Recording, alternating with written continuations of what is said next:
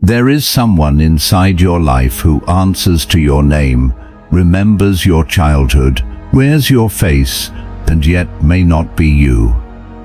Before you sleep tonight, pause for a moment and notice the quiet presence behind your thoughts.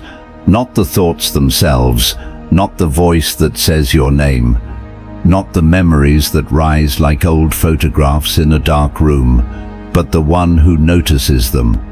You have spent your whole life believing you are a person with a fixed shape, a name, a story, a personality, a past, a future.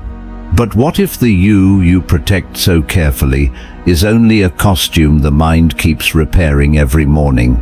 Every day you wake up and continue the same story.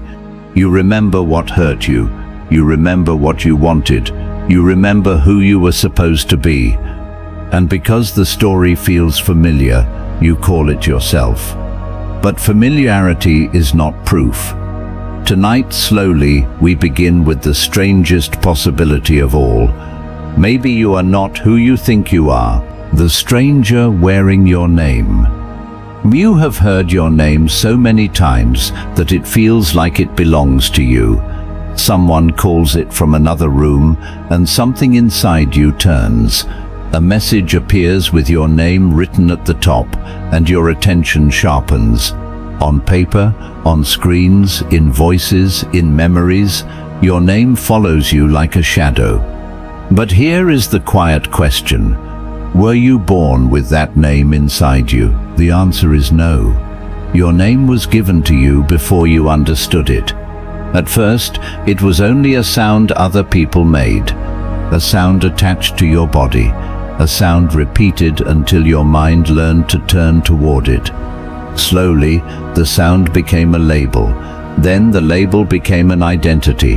Then the identity became a center. And now, years later, you feel as if that name is you. But a name is not a self. A name is a handle placed on something mysterious so others can reach it. It is a word pointing toward you, but it is not the thing being pointed at. Like the word moon is not the moon, your name is not the one who hears it. Still, the illusion is powerful, because the name does not travel alone. It carries a whole world with it. Your family history, your failures, your dreams, your embarrassing moments, your old fears, the person people expect you to be, the version of you that others remember, the version of you that you keep trying to prove still exists.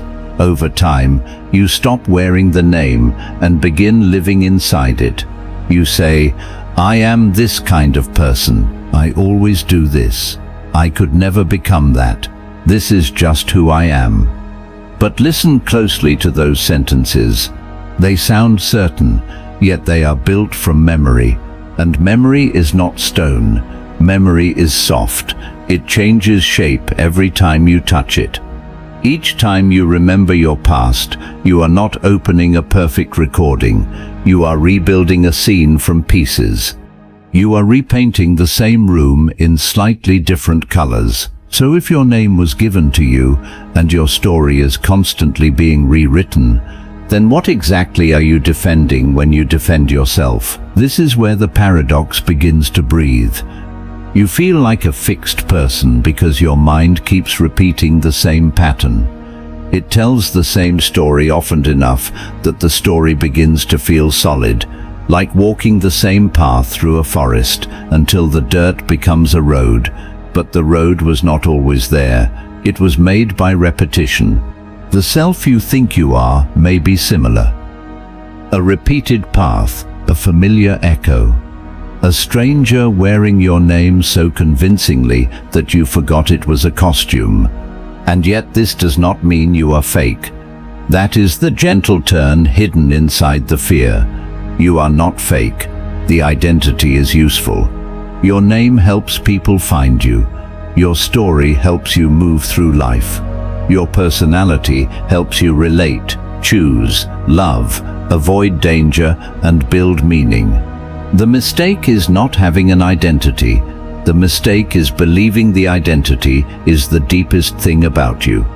Because beneath the name, beneath the memories, beneath the sentences you use to describe yourself, there is something quieter, something that was present before you knew your name, something that noticed childhood before it had words, something that watched your thoughts change, your face change, your beliefs change, your desires change. The name changed in meaning, the body changed in shape, the mind changed its opinions, the heart changed what it wanted, but something kept watching. So who are you? You are not merely the name. You are not merely the story. You are not even the personality that appears again and again. You are the awareness in which all of these things appear. You are the silent space where the stranger wearing your name walks in and out day after day. And maybe this is why deep sleep feels so strangely peaceful. In sleep, your name disappears, your problems disappear, your image disappears, your unfinished story disappears, and still, when morning comes, you say, "I slept well." Something returns from the darkness and claims the peace. Maybe sleep reminds you of what you are without the costume. Not a title, not a role, not a collection of old wounds, not the face in the mirror, just the quiet witness. The one before the name, the one behind the story, the one who has been here all along, the memory that rewrites you. There is a version of you that no longer exists, and yet you continue to live as if it does. Close your eyes for a moment and remember something from your past. A simple moment, a room, a voice, a feeling. Maybe it is something small, or something that once felt important. Notice how easily the image appears, as if it was waiting for you. Now ask yourself something quietly. Are you remembering the moment, or are you recreating it? At first, it feels like remembering is simple, like opening a drawer and taking something out exactly as it was left. But memory does not work like that. It is not a storage system. It is not a recording. It is an act. Each time you remember something, your mind rebuilds it, piece by piece, detail by detail. And in that rebuilding, something changes. The color may shift slightly, the tone may soften or sharpen, the emotion may deepen or fade. And the strangest part is, you don't notice the change, you trust it. You say, "This is what happened." But what happened may no longer exist anywhere except inside this reconstruction. And yet, your entire sense of self depends on these reconstructions. You say you are a certain kind of person because of what you have been through, because of what people said to you, because of what you remember feeling. You build an identity out of moments that you believe are stable. But what if those moments are not stable? What if every time you remember your past, you are quietly editing the story of who you are? This is where the paradox begins to unfold. You believe your past defines you, but your past exists only as memory, and memory changes every time you touch it. So, who is defining who? Imagine a book that rewrites itself every time it is opened. The words are almost the same, but not quite. A sentence shifts, a meaning bends, a detail disappears, a new interpretation slips in. If you read that book every day, would you notice the change, or would you simply believe it has always been that way? Your mind is that book. When something painful happens, you remember it. At first, it may feel sharp and overwhelming, but over time, the memory softens, or sometimes it grows heavier. The meaning changes depending on who you are in the present. A childhood moment that once felt normal may later feel significant. A failure that once felt devastating may later feel necessary. A person you once loved may appear different when remembered through distance. The past does not stay still, it moves with you.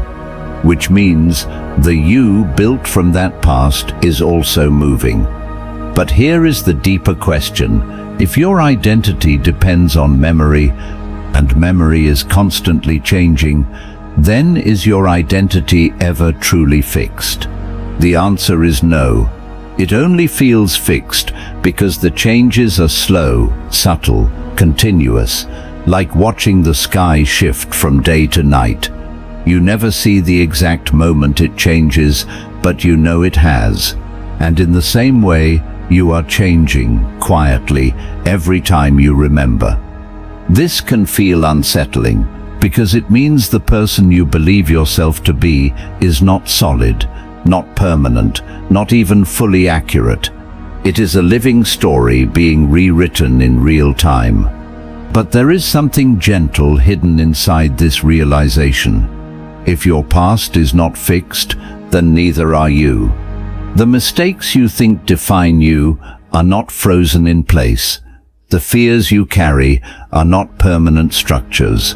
The version of yourself you feel trapped inside is not final, because the foundation itself is fluid. You are not a finished story. You are a story being retold. And now, the most important question arises. If memory is rewriting who you are, then who is watching this process? Who is aware that the past feels different now than it did before? Who notices that your feelings about a memory have changed? That awareness does not change in the same way. It was there when the memory first formed.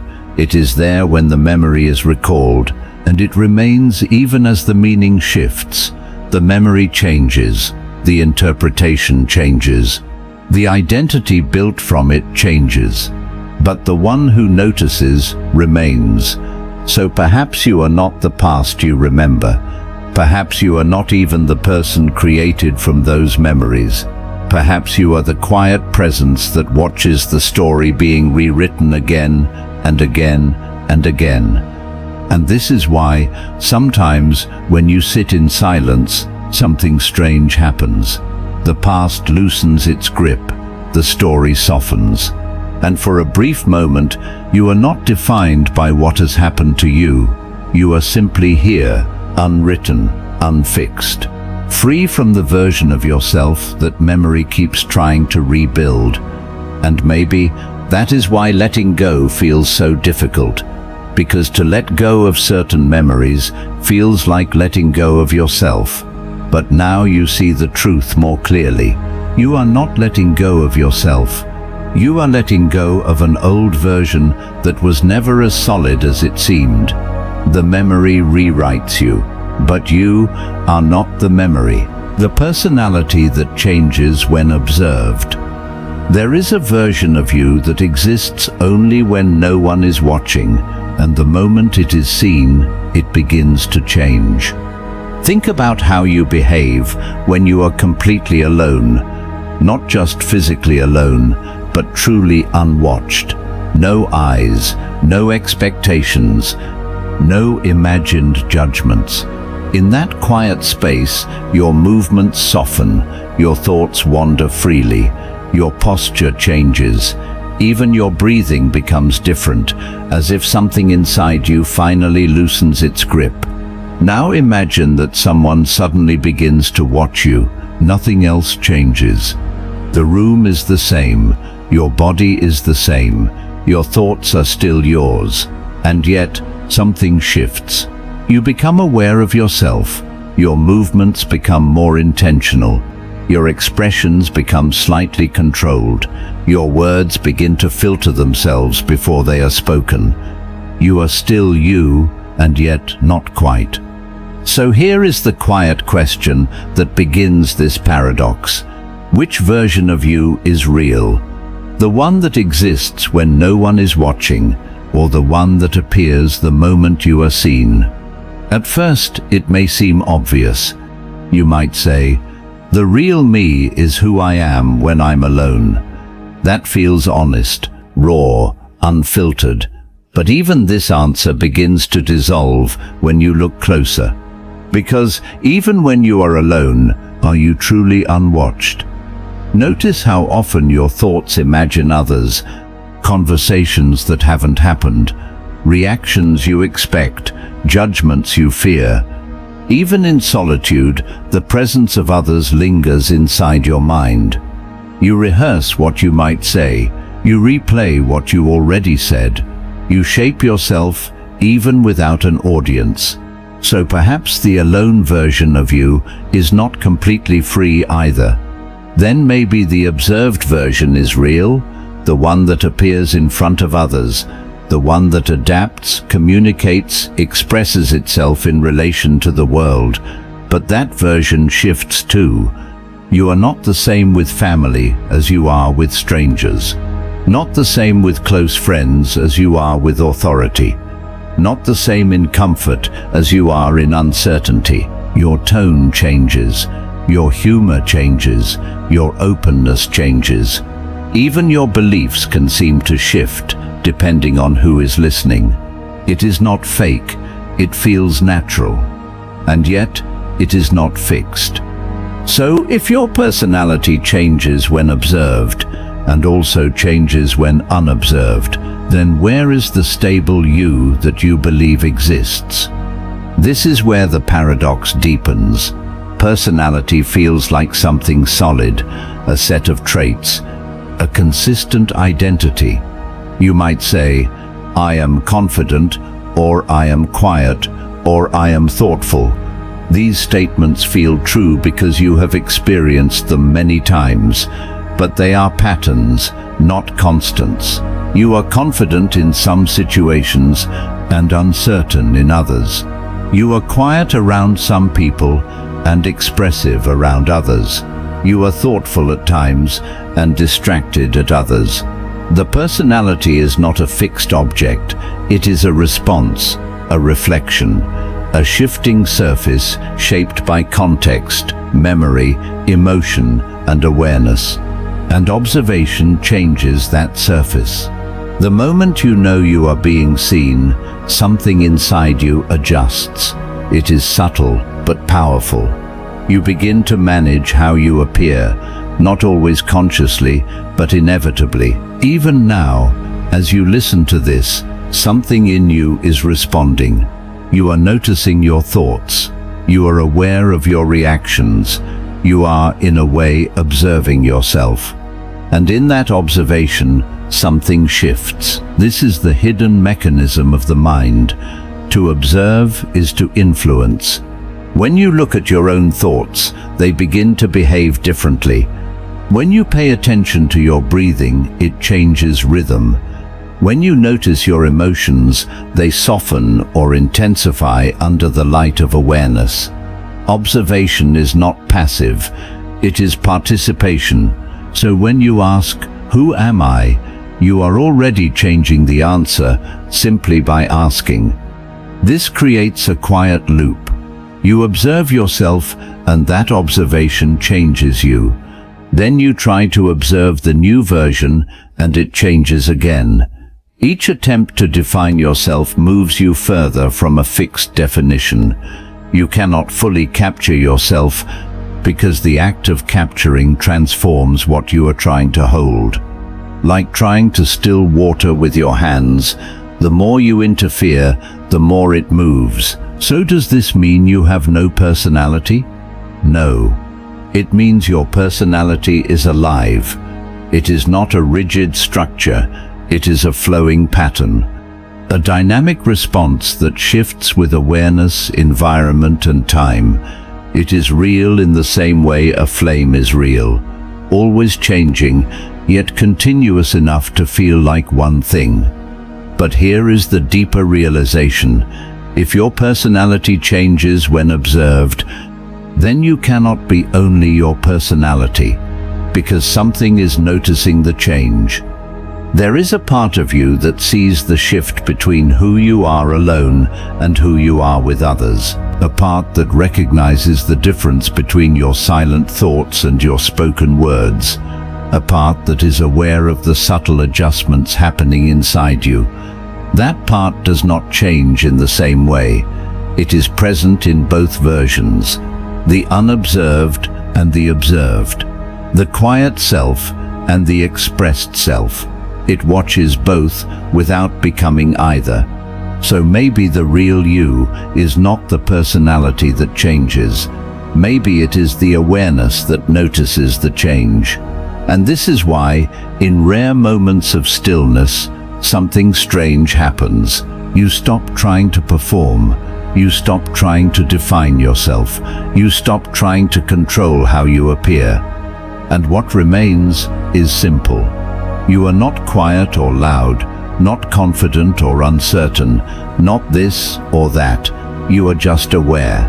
And in that awareness, there is no need to become anyone. The personality can move freely.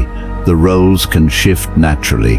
The versions of you can appear and disappear, because the one watching remains untouched. So which version of you is real? The one that changes when observed, or the one that exists when no one is watching? The answer is quieter than both, neither, because both are movements, and you are the space in which those movements happen. The voice that isn't yours. There is a voice in your mind that speaks in your tone, uses your words, tells your story, and yet it may not belong to you at all. Listen carefully. Right now, as you read this, there is a voice speaking inside your head. It sounds familiar. It feels close. It feels like you. But pause for a moment and ask yourself something simple. Did you choose that voice? Did you decide its tone, its speed, its rhythm, or did it simply begin on its own? This is where the paradox quietly begins. From the outside, it feels obvious. You think, that voice is me. Those are my thoughts. That is my mind speaking. It feels intimate, personal, direct, as if you are the one generating every word. But if you look closer, something strange starts to appear. You don't decide your next thought before it arrives. You don't plan each sentence before it forms. You don't consciously create the voice, it simply begins speaking. Thoughts appear, the voice follows, and you listen. But if you are listening, then who is speaking? Imagine sitting in a quiet room. Suddenly, a thought appears, a memory, a worry, a random sentence. You didn't invite it, you didn't prepare it, it just entered, as if it came from somewhere beyond your control. Then another thought follows, and another, a constant stream. Now ask yourself again, if you are not choosing these thoughts, why do you believe they are you? This is the illusion that has been quietly shaping your entire sense of self. The voice feels like you because it uses your language. It refers to your life. It talks about your past and your future. It says I and me and mine, but using your name does not make it you. It is like an actor playing your role so convincingly that you forget you are watching a performance.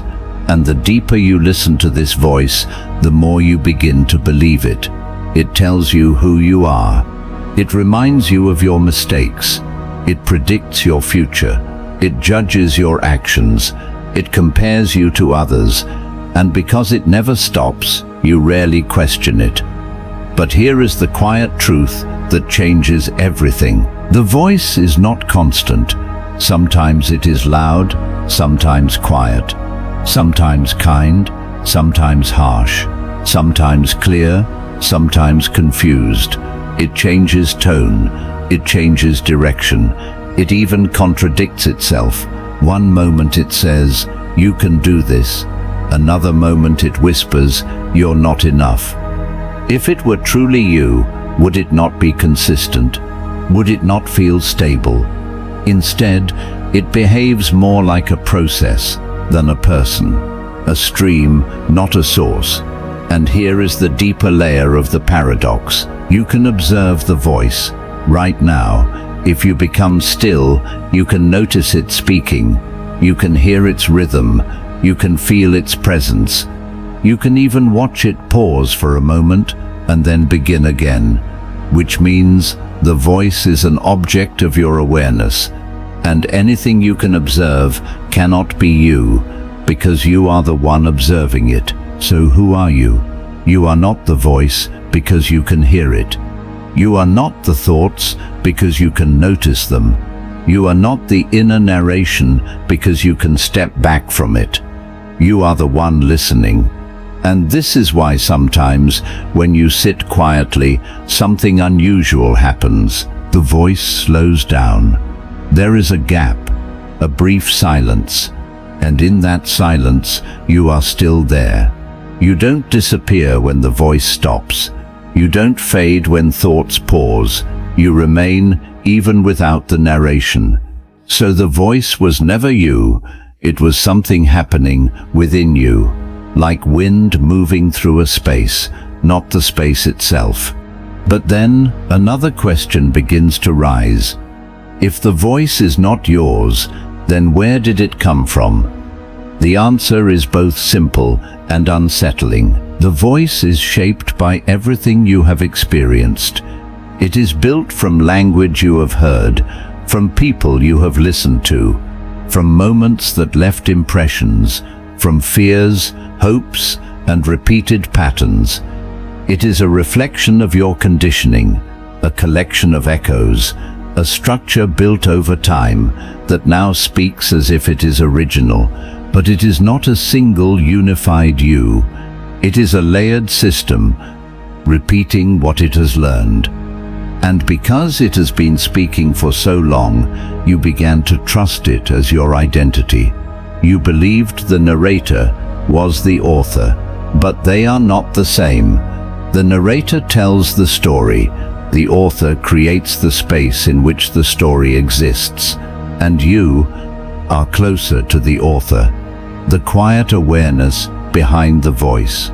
So what happens when you stop believing every word the voice says? Something softens. The constant pressure to follow every thought begins to fade. The urgency of every internal sentence loses its grip. The voice can still speak, but it no longer controls you in the same way.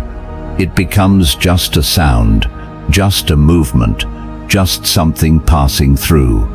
And in that realization, something peaceful begins to emerge. You don't need to silence the voice. You don't need to fight it. You don't need to control it. You only need to see it clearly. Because once you see that the voice isn't you, you are no longer trapped inside it. You are free to listen or not, free to follow or not, free to let it speak without becoming it. And slowly, gently, the space between you and the voice becomes wider. The thoughts come and go, the narration rises and falls, but you remain unchanged, silent, present, aware. So the next time that voice speaks inside your mind, ask yourself quietly, is this really me? Or is it just another sound passing through the one who is truly here? The identity built from other people. There is a version of you that feels deeply personal, carefully formed, uniquely yours, and yet it may be nothing more than a reflection of everyone you have ever met. Think back to your earliest moments of awareness, before you knew what was right or wrong, before you understood how to behave, before you learned what made you good or bad. In those early moments, you did not have an identity in the way you understand it now. You did not think, this is who I am. You simply existed. You responded. You felt. You moved. But then something began to happen. People started to tell you who you were, sometimes directly. You're so quiet. You're very smart. You're difficult. You're kind. You're not like the others. And sometimes indirectly, through their reactions, their approval, their disappointment, their silence. You began to notice which behaviors were rewarded and which ones were rejected. You learned when people smiled and when they pulled away. Slowly, without realizing it, you began to shape yourself around those responses. You became more of what was accepted. You hid what was not. And over time, this shaping became your identity. But here is the quiet question. If who you are was shaped by how others responded to you, then how much of you is actually yours? At first, this question may feel uncomfortable because your identity feels deeply personal. It feels like something you discovered, something that belongs to you alone. Your likes, your dislikes, your fears, your ambitions, they feel authentic. But look closer. Why do you like what you like?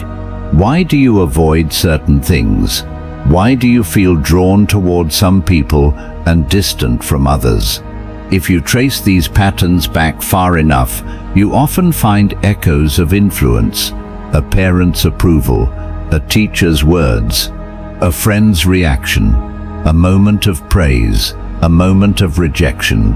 These moments leave impressions, and those impressions quietly guide your choices. They shape your preferences. They define what feels comfortable and what feels threatening. You begin to say, "This is just who I am." But the truth is softer. This is who you learned to be. This is where the paradox begins to deepen. You believe your identity is independent, but it was formed in relationship. You believe your personality is self-created, but it was shaped by countless interactions. You believe your thoughts are your own, but even your language was given to you. Every word you use to describe yourself came from someone else. So when you say, "I am this," or "I am that," whose voice are you really using? Is it yours? Or is it a collection of voices that you have absorbed over time? And yet, this does not mean your identity is false. It means it is relational, like a mirror that only exists because something stands in front of it. Your identity reflects the world you have been part of. It is real, but it is not isolated. You are not separate from the influences that shaped you, but you are also not limited to them. This is the gentle shift hidden inside the paradox. If your identity was shaped by others, then it is not fixed, because the process that created it is still happening. Every new interaction, every new environment, every new perspective continues to reshape who you are. You are still becoming. But here is the deeper question that slowly rises. If your identity is built from other people, then who is aware of this construction? Who notices that your behavior changes depending on who you are with? Who recognizes that you feel different in different environments? Who sees the subtle shifts, the adjustments, the quiet performances? That awareness is not built in the same way. It does not depend on approval. It does not need validation. It does not change to fit expectations. It simply notices. You can observe how you act around family and how that differs from how you act with strangers. You can feel the tension when you try to meet expectations. You can sense when you are being more yourself and when you are holding something back. And the one who notices all of this is not limited to any single version.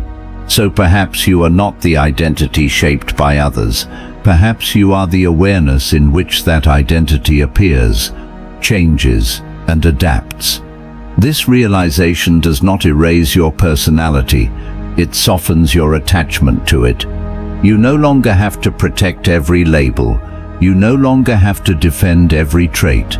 You no longer have to remain the same for the sake of consistency, because the identity was never completely yours to begin with. It was a shared creation, a living reflection, and reflections can change. So the next time you say, "This is just who I am," pause for a moment. Ask yourself quietly, is this truly me?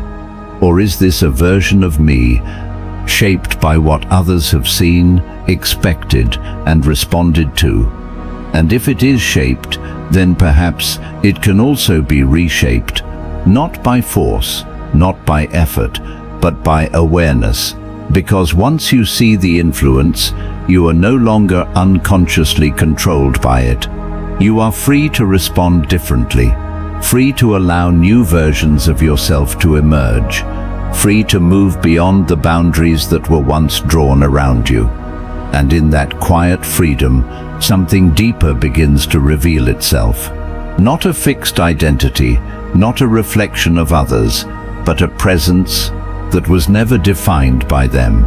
A presence that was here before the shaping began, and remains even as the shape continues to change. The self that only exists in the past. There is a version of you that feels completely real, deeply familiar, and yet it exists nowhere except behind you. Think about how you describe yourself. You say things like, "I've always been like this," or "This is just who I've become," or even, "That's not me anymore." Each of these sentences points toward something you believe is solid, something you believe is you. But notice carefully, every one of these statements is built from the past. You define yourself by what has already happened, by what you have done, what you have felt, what you remember being. You gather these moments together and call them identity. But here is the quiet question that begins this paradox. Where is that person right now? Not in memory, not in description, not in thought. Right now, in this exact moment, where is the version of you that you keep referring to? The answer is strangely simple. It is not here. What you call yourself is mostly a collection of past moments held together by memory, a story stitched from what has already happened. But the moment something happens, it is already gone. You speak a sentence and it becomes the past.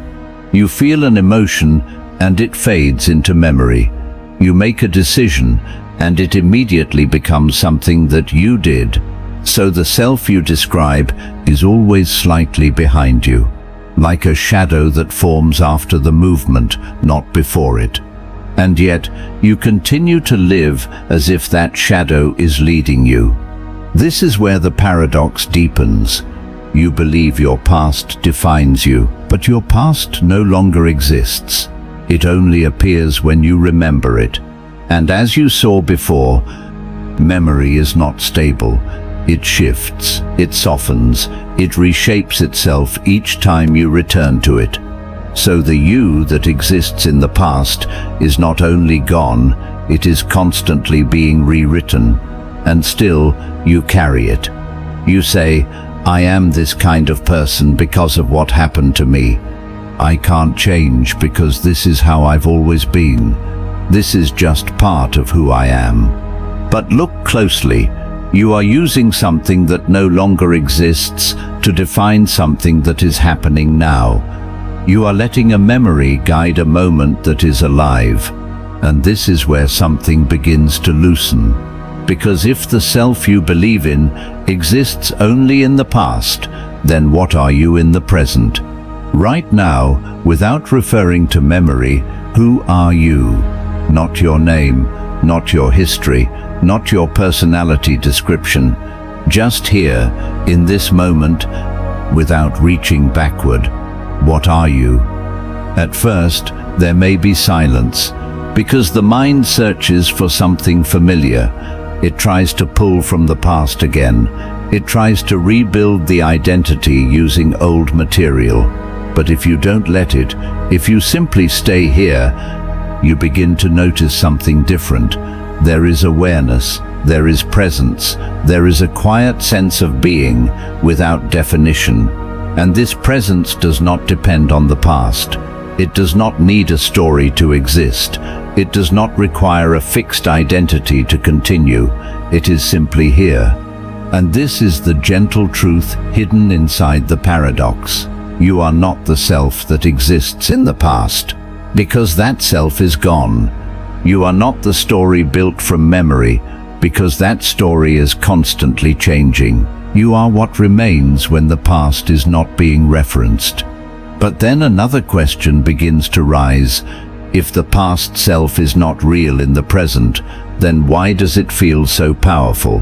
Why does it shape your decisions, your fears, your expectations? The answer is subtle, because you believe in it. Not because it exists now, but because it feels familiar. The mind prefers what it knows. It repeats patterns because they are predictable. It uses the past as a guide because uncertainty feels uncomfortable. So it recreates the old self again and again in thought, and each time it does, it feels real. But it is only a reconstruction, a reflection, not a living presence. And this is why change can feel so difficult, because to change feels like losing yourself. It feels like stepping away from the version of you that you have known for so long. But now you can see more clearly. You are not losing yourself. You are releasing something that no longer exists. The past self cannot be held because it is already gone. The only thing you can hold is the idea of it, and ideas can be released. So what happens when you stop defining yourself by the past? Something opens. You are no longer limited by old patterns. You are no longer trapped by previous mistakes. You are no longer required to be consistent with who you were, because who you were is not here. Only this moment is, and in this moment, everything is still possible. Not because you need to become someone new, but because you were never fixed to begin with. The self that exists in the past is a memory. The self that you are is something else entirely, something that cannot be captured in a story, something that cannot be fully described, something that is always here but never held. So the next time you say, "This is just who I am," pause gently. Ask yourself, is this who I am right now? Or is this who I remember being? And in that small space between the question and the answer, you may feel something shift. A quiet freedom, a soft release, a sense that you are not bound to what has already passed. Because you are not behind yourself, you are here, and here you are not yet defined. The mind that watches itself think. There is a part of your mind that is thinking, and another part that is quietly watching those thoughts appear. And somehow you feel like both. Right now, if you pause and notice your thoughts, you will see them moving. A sentence forms, then another. A reaction rises, a memory flickers. Something comments on what you just read. Something else responds. It feels like a continuous stream. But look more carefully. You are aware of this stream. You can notice a thought as it appears. You can feel it take shape. You can even watch it fade away. And sometimes you can see the space between one thought and the next. So here is the quiet question that opens this paradox. If you can observe your thoughts, then who is doing the observing? At first, it may seem simple. You might say, "I am observing my thoughts." But notice how quickly that answer becomes confusing. Because the I that is observing is not the same as the thoughts being observed. Thoughts come and go, but the observer remains. A thought says something. The observer notices it. A new thought contradicts the first. The observer notices that too. So which one is you? Are you the thoughts that change, or the awareness that sees the change, or the awareness that sees the change? This is where the paradox begins to deepen, because sometimes the observer itself seems to become another thought. You might notice a thought, and then another thought appears saying, "I am noticing this," and then another thought comments on that. A loop begins. The mind watches itself, and then watches the watching, and then watches the watching of the watching. It feels endless, like standing between two mirrors facing each other, where reflections repeat into infinity. So now the question becomes even more subtle. Is the observer just another thought, or is it something deeper? To see this clearly, slow down. Notice a simple thought. Let it appear and pass. Now notice that you were aware of it. That awareness did not need to think about the thought to know it was there. It did not need to describe it. It simply recognized it. Now notice something else. That awareness does not have a voice. It does not speak in sentences. It does not argue. It does not explain. It simply sees. This is the key. The observer is not the same as the thoughts that comment on observing. There are thoughts that say, "I am watching," and then there is the silent awareness that is actually watching. One is noise, the other is quiet, and you can feel the difference. Thoughts are restless. They move quickly. They react. They carry emotion. They pull you into stories. But awareness remains still. It does not rush. It does not resist. It does not need to become anything. It simply knows. So when the mind watches itself think, there are actually two movements happening at once. The first is thinking. The second is awareness of thinking. And these two are not the same, but they appear so close together that you begin to confuse them. You begin to believe that the voice describing your thoughts is the one who is aware, but it is not. It is just another layer of thinking, another reflection in the mirror, and this is why the paradox feels so deep. Because the mind can create the illusion that it is aware, while still operating entirely within thought. It can say, "I understand, I see what's happening, I am aware," but these are still thoughts. True awareness does not need to say anything. It is already present. So how can you know the difference? You don't need to force it. You don't need to silence the mind. You only need to notice. Notice that thoughts are always moving while awareness is always still. Notice that thoughts come and go while awareness remains. Notice that thoughts can be loud, confusing, even overwhelming. And yet, something quietly knows they are happening. That knowing is not disturbed in the same way. Even when your mind feels chaotic, awareness is there, holding the chaos without becoming it. And this leads to the answer hidden inside the paradox. You are not the mind that is thinking. You are not even the thoughts that say they are watching. You are the awareness in which both thinking and watching appear. The mind watches itself think, but you are the space in which that entire process unfolds.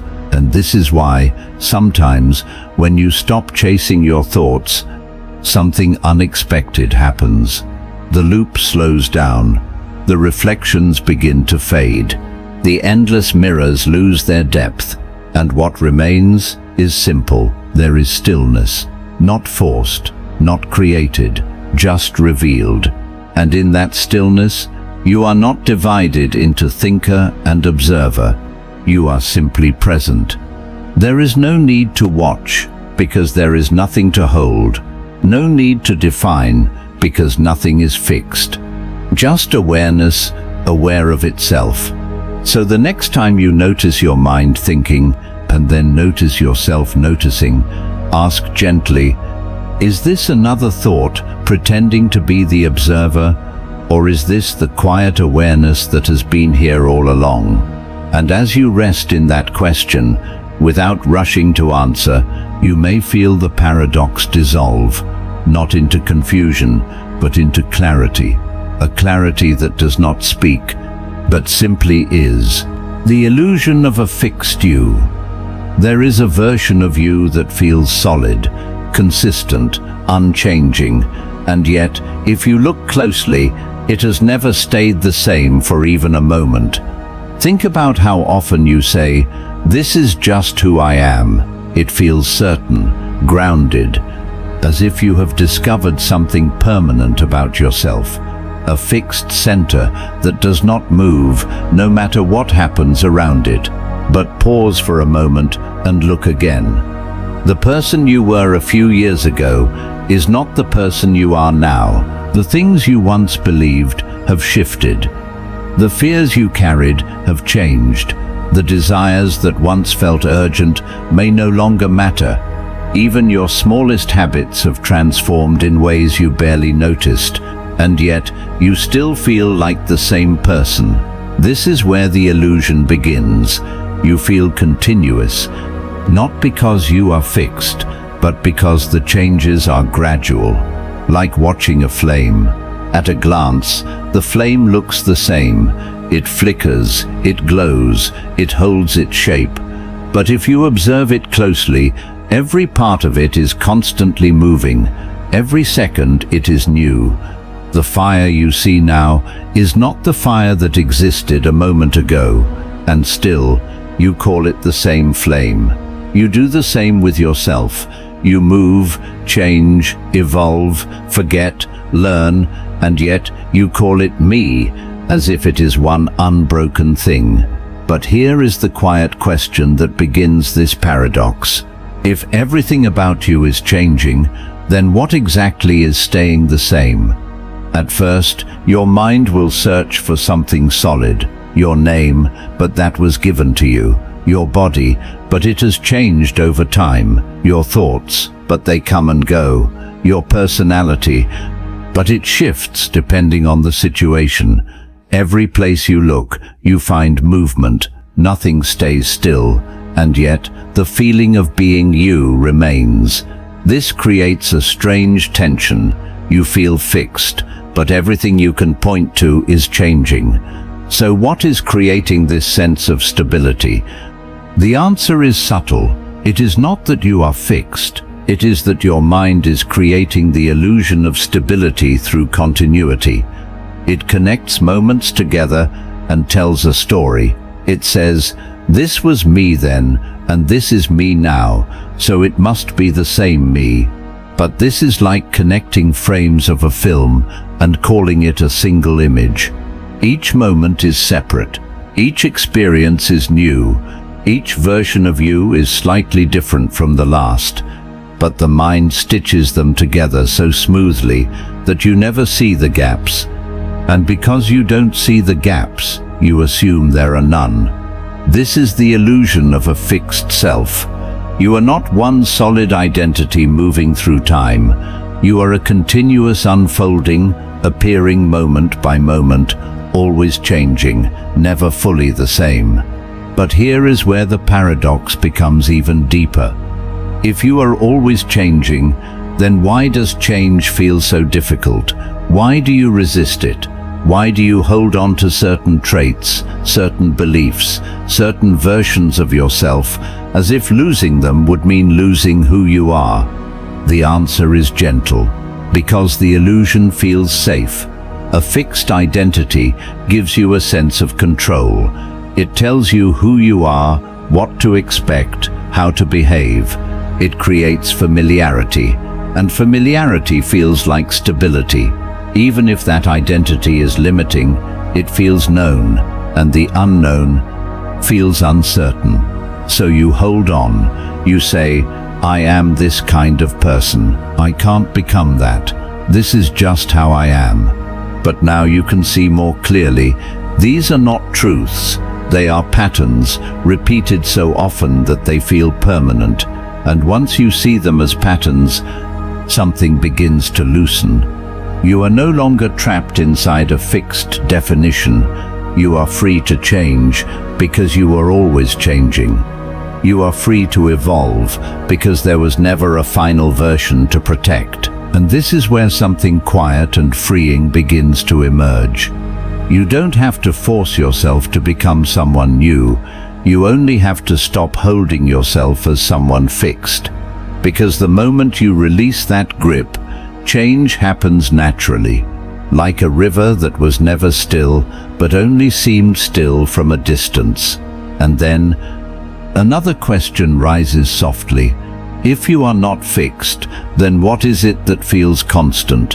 What is it that gives you the sense that you are still you, even as everything changes? The answer is not in the personality, not in the body, not in the story. It is in the awareness that notices the change. The same awareness that saw your childhood, that felt your past emotions, that watched your beliefs shift, that sees your thoughts now. That awareness has been present through every version of you. It has not aged in the same way. It has not changed in the same way. It has simply remained while everything else moved. So perhaps you are not the fixed self you believed in. Perhaps you are the presence in which the idea of a fixed you appears, a presence that does not need to stay the same, because it is not a thing that changes. And this realization is not something to force. It is something to gently notice. Right now, you are here, not as a fixed identity, not as a permanent structure, but as a living, changing experience. And beneath that experience, something quiet remains. Not rigid, not defined, not limited, just aware. So the next time you feel the need to say, "This is just who I am," pause for a moment. Ask yourself softly, is this truly fixed, or is this simply a pattern that feels familiar? And in that small pause, something may begin to shift. The illusion may soften, the boundaries may loosen, and you may feel a quiet sense of freedom, not from becoming someone new, but from realizing you were never fixed to begin with. The you that others see, but you never can. There is a version of you that everyone else knows, recognizes, reacts to, and yet you will never be able to see it the way they do. Think about the last time someone described you. Maybe they said, "You're very calm," or "You seem distant," or "You're stronger than you think," or even "You've changed." When you hear these words, something inside you reacts. Sometimes you agree, sometimes you feel confused, sometimes it feels accurate, and other times completely wrong. But here is the quiet question: which version is true? The one you feel yourself to be, or the one others experience when they see you? At first, it seems like your own view should be the most accurate. After all, you are the one inside your thoughts. You feel your emotions directly. You know your intentions. You understand what you meant to say, even if it came out differently. But here is the hidden layer. Other people do not see your intentions. They do not hear your inner voice. They do not feel your private emotions. They do not know the story you tell yourself. They only see what appears, your expressions, your tone, your actions, your silence. And from these, they create their own version of you, a version that exists entirely in their perception. And that version can be very different from the one you believe you are. You may feel kind, but appear distant. You may feel confident, but appear quiet. You may feel uncertain, but appear strong. And you have no direct access to that version. You cannot step outside yourself and see what they see. You cannot hear your voice the way it reaches them. You cannot experience your presence from their perspective. You can only imagine it, and imagination is never exact. This is where the paradox begins to unfold. There are many versions of you existing at the same time. The version you believe you are, the version each person sees, the version shaped by memory, the version shaped by expectation, and none of them are completely the same, which means there is no single fixed you that exists independently. Instead, there are reflections, countless reflections, each slightly different, each shaped by a different lens. like standing in a room full of mirrors, where each mirror shows a slightly altered image. None of them are false, but none of them are complete. And you cannot step into any of them fully. So who are you? Are you the version you feel inside? Are you the version others see? Or are you something else entirely? This question does not have a simple answer, because each version contains part of the truth, but not the whole of it. Your inner experience is real, but limited. Others' perceptions are real, but incomplete. And between these perspectives, the idea of a single identity begins to dissolve. You are not just one thing. You are not fully contained within your own understanding, and you are not fully captured by others' views. You exist somewhere beyond both. But then, another quiet realization begins to emerge. If you cannot fully see the version others experience, then why do you spend so much energy trying to control it? Why do you worry about how you are perceived? Why do you adjust your behavior, your words, your actions, in an attempt to shape something you cannot directly access? The answer is subtle, because perception feels like reality. When someone reacts to you, it feels personal. When someone misunderstands you, it feels like something is wrong. When someone sees you in a way that doesn't match your self-image, it creates tension. So you try to align the versions. You try to become the person you believe you are in the eyes of others. But this is like trying to control a reflection without touching the mirror. You move, and the reflection responds, but never exactly the way you expect. And this is why it can feel exhausting, because no matter how carefully you act, the perception is never fully yours to control. And yet, this realization is not meant to create frustration. It is meant to create release. You do not need to perfectly match every version of yourself that exists in others' minds. You do not need to manage every reflection, because those reflections are not you. They are interpretations. They change depending on who is looking, what they expect, what they have experienced. And they will continue to change no matter what you do. So what remains constant? What is it that does not depend on how you are seen? Once again, it returns to awareness. You are aware of how you feel. You are aware of how you are perceived. You are aware of the differences between these versions, and that awareness is not limited to any single perspective. It is not defined by how others see you. It is not confined to how you see yourself. It simply observes all versions. So perhaps you are not the image in the mirror and not the reflection in others' eyes, but the one who exists before any image is formed. And this is why, when you stop trying to control how you are seen, something softens. The pressure fades, the tension releases, the need to perform begins to dissolve. You can simply be, without needing every version to align, because they never will, and they don't need to. So the next time you wonder, what do others think of me? Pause gently. Ask yourself, is that version truly me, or is it just another reflection that I will never fully see?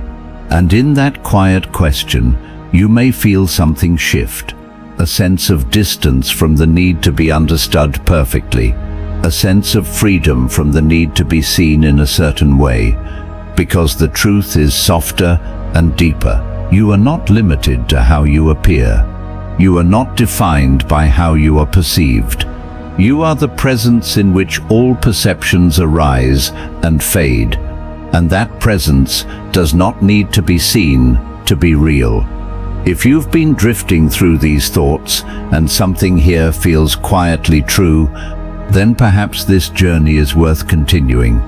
These ideas take time, attention, and care to unfold. And if this video is helping you see yourself a little differently, you can support it in a simple way by liking it or subscribing to the channel, not as an interruption, but as a small acknowledgement that something here resonated. And now, slowly, we continue deeper. The version of you that never existed. There is a version of you that feels completely real, a person you could have been, a life you almost lived, and yet it has never existed anywhere except inside your mind. Think about a moment when things could have gone differently. A decision you made, a path you didn't take, a word you didn't say, or one you wish you had. In quiet moments, your mind returns to these places. It imagines a different outcome, a different version of you walking through a different life. You see it clearly.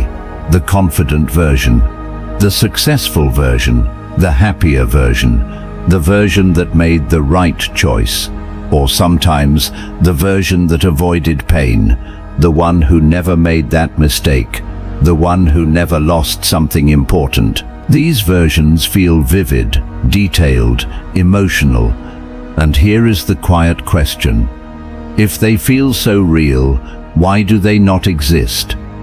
At first, the answer seems obvious, because they didn't happen. But the deeper answer is more subtle, because they never could have existed in the way you imagine them. This is where the paradox begins. You compare yourself to a version of you that feels possible, but was never real. You measure your life against an imagined path and feel the difference as regret or longing or quiet dissatisfaction. You say, I could have been that person, but could you? Look more closely.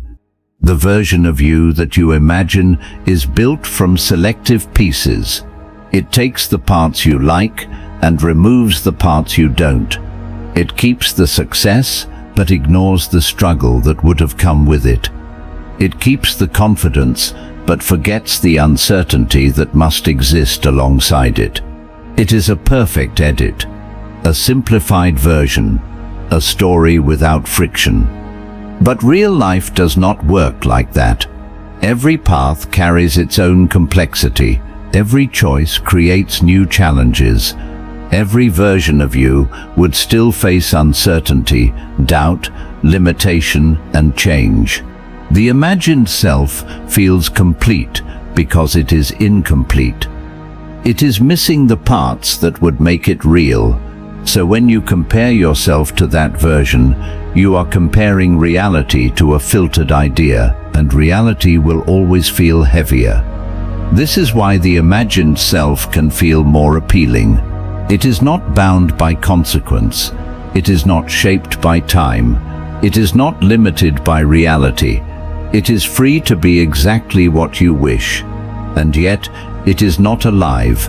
This is the quiet truth hidden inside the paradox. The version of you that never existed feels powerful because it is not real.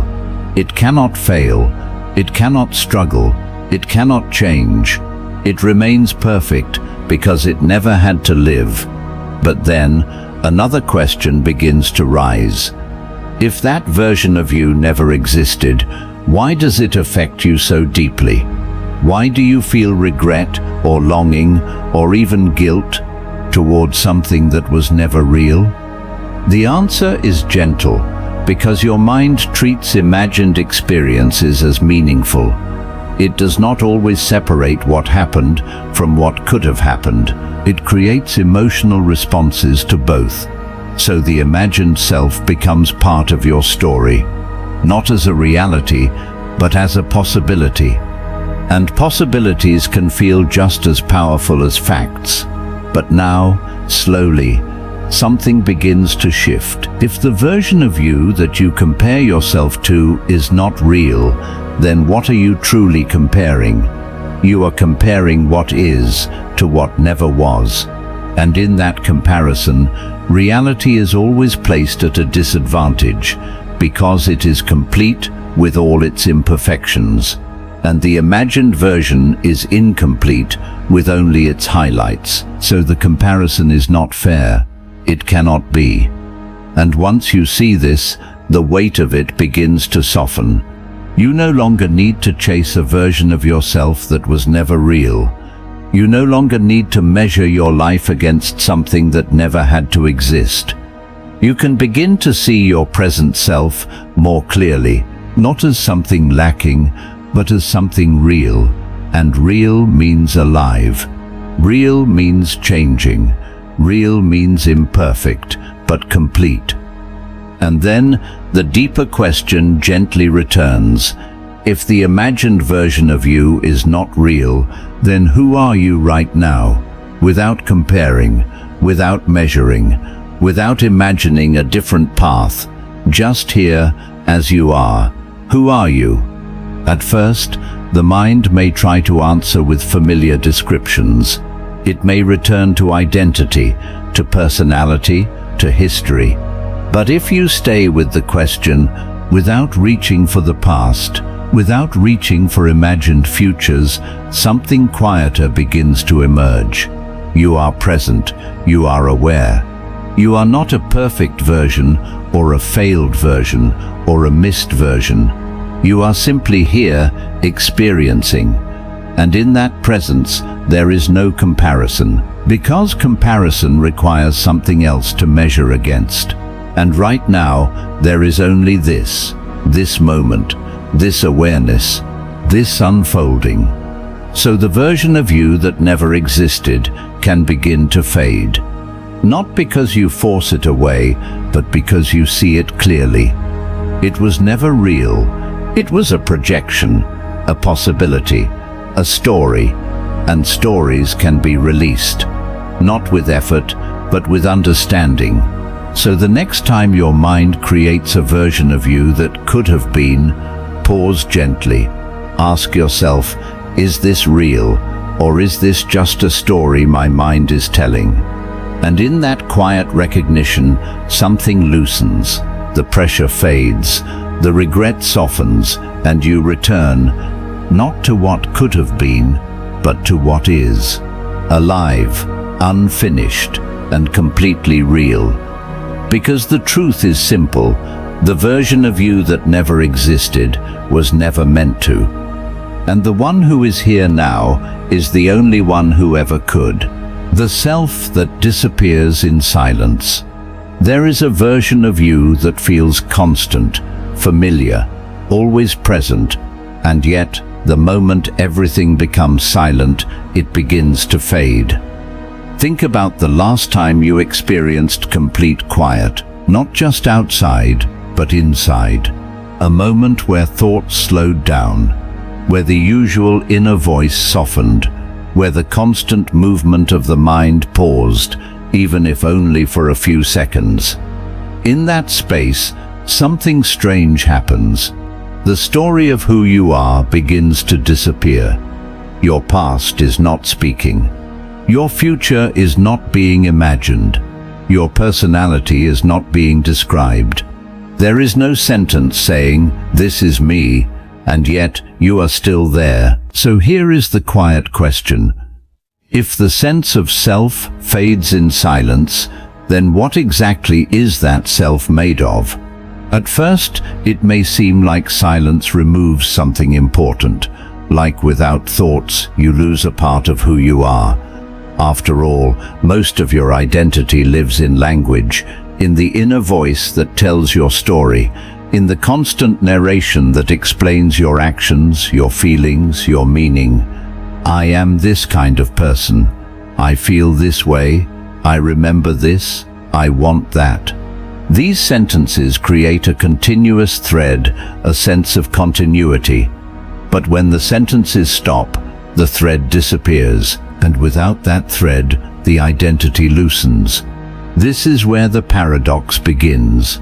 You feel like a continuous self, but that continuity depends on constant narration. Without the voice, without the story, without the movement of thought, the self you recognize becomes difficult to find. And yet, you do not vanish. You remain. There is still awareness, still presence, still a sense of being here. But it is different, quieter, less defined. It does not say, "I am this." It simply is, and this can feel unfamiliar, because the mind is used to defining everything. It wants to label, describe, organize. It wants to create a clear image of who you are. And when that image is not there, it feels like something is missing. But look more carefully.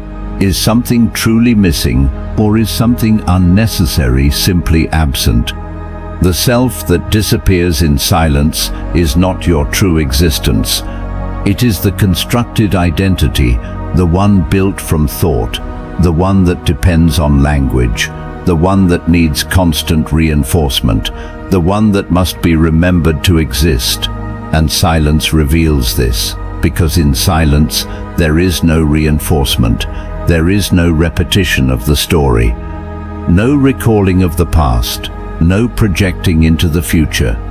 And without those movements, the constructed self fades, like a reflection disappearing when the surface becomes still. But what remains is not emptiness, it is presence, and this is the deeper truth hidden inside the paradox. You are not the self that disappears in silence, because that self depends on noise. You are what remains when the noise is gone, and what remains does not need to be described. It does not need to be maintained. It does not need to be remembered. It is simply aware.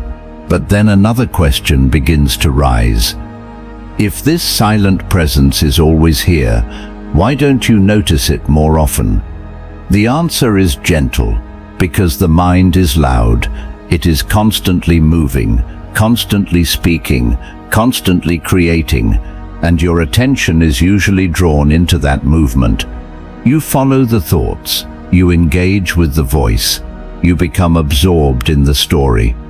And in that absorption, the quiet presence fades into the background, not because it disappears, but because it is not being noticed, like a soft light that is always on, but becomes invisible when brighter lights take over. Silence brings your attention back. It lowers the noise, it softens the movement, and in that stillness, the background becomes visible again. You begin to notice what was always there. And this is why silence can feel both peaceful and uncomfortable. Peaceful because it reveals a deeper calm. Uncomfortable because it removes the familiar identity. Without the story, who are you? Without the voice, what remains? These questions can feel unsettling, but they also point toward something freeing. Because if the self you cling to disappears in silence, then it was never as solid as it seemed. It was a pattern, a repetition, a structure built from thought. And once you see that, you are no longer dependent on it. You can allow the mind to speak without becoming the story. You can allow silence to come without fearing the loss of identity. Because you know now, you are not the story. You are not the voice. You are not the identity that needs to be constantly repeated. You are what remains when everything else becomes quiet. And in that realization, something softens. There is less need to define yourself, less need to hold on to fixed ideas, less need to maintain a certain image. Because the deepest part of you does not depend on any of it. It is already here, already complete, already present. So the next time you find yourself in silence, do not rush to fill it. Do not search for the familiar voice. Instead, stay for a moment. Notice what remains when nothing is being said. Notice the presence that does not need words. And ask yourself gently, if I am still here, even when the self disappears, then who am I without the noise? And in that question, you may feel something deeper than an answer, a quiet knowing, a stillness, a sense that what you truly are was never dependent on the self that comes and goes. Because the self may disappear in silence, but you remain. The thought that pretends to be you. There is a thought that appears in your mind, simple, familiar, unquestioned, and it quietly says, "This is me." And because it feels so close, you believe it. Right now, notice what happens when a thought arises. It may say something small, "I understand this," or something emotional, "I feel this way," or something certain, "This is who I am." Each time, the thought includes a word that feels central, I. That single word carries weight. It feels like a reference to something real, something stable, something that exists behind all your experiences. But here is the quiet question that begins this paradox. What exactly is that I pointing to? At first, your mind may answer quickly, "It's me." But look more carefully. When the thought "I am thinking" appears, it is just a sentence, a structure made of words, a pattern of language rising in your awareness, and then it fades, like every other thought. Another thought replaces it. "I don't like this. I want something else. I remember that. I should do this." Each thought claims to be you. Each thought speaks with certainty, and yet each one disappears. So if every thought that says "I" comes and goes, then which one is truly you? This is where the paradox begins to deepen. The mind creates a continuous stream of I thoughts. Each one feels like a direct expression of your identity, but they do not stay, they do not hold, they do not remain consistent. One thought says, "I am confident." Another says, "I feel unsure." Another says, "I know what I'm doing." Another whispers, "I'm lost." Each one claims to be you, but they contradict each other, and they vanish as quickly as they appear. So how can something that constantly changes and disappears be the stable self you believe in? The answer is subtle. It cannot. The thought that says "I" is not the self. It is a representation, a symbol, a placeholder that the mind uses to organize experience. It points toward something, but it is not the thing itself. Like a label on a box, it helps you refer to what is inside, but it is not the content. And yet, over time, something strange happens. You stop seeing the label and start believing it is the content. You hear the thought, "I am this," and you accept it without question. You build an identity around these thoughts. You defend them, you repeat them, you shape your life around them. But they are still just thoughts. They rise and they fall. They appear and they disappear, and something else remains. This is the deeper layer of the paradox. You can observe the thought that says "I." Right now, if you become still, you can notice when the word "I" appears in your mind. You can hear it. You can feel it forming. You can watch it pass. Which means the thought that says "I" is not you, because you are aware of it. And anything you can observe cannot be the observer. So what are you? You are not the thought that claims to be you. You are the awareness in which that thought appears. The thought says, "I am thinking," but awareness is already present before the sentence forms. The thought says, "I feel this way," but awareness knows the feeling without needing the words. The thought says, "This is me," but awareness remains even when that thought disappears.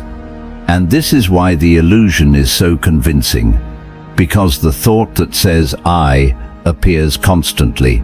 It repeats itself in different forms, creating the feeling of continuity. It builds a sense of identity through repetition.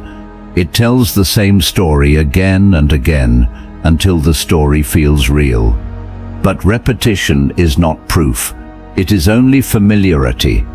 The more often something appears, the more true it seems, even if it is just a thought. And this is why you feel like a fixed self.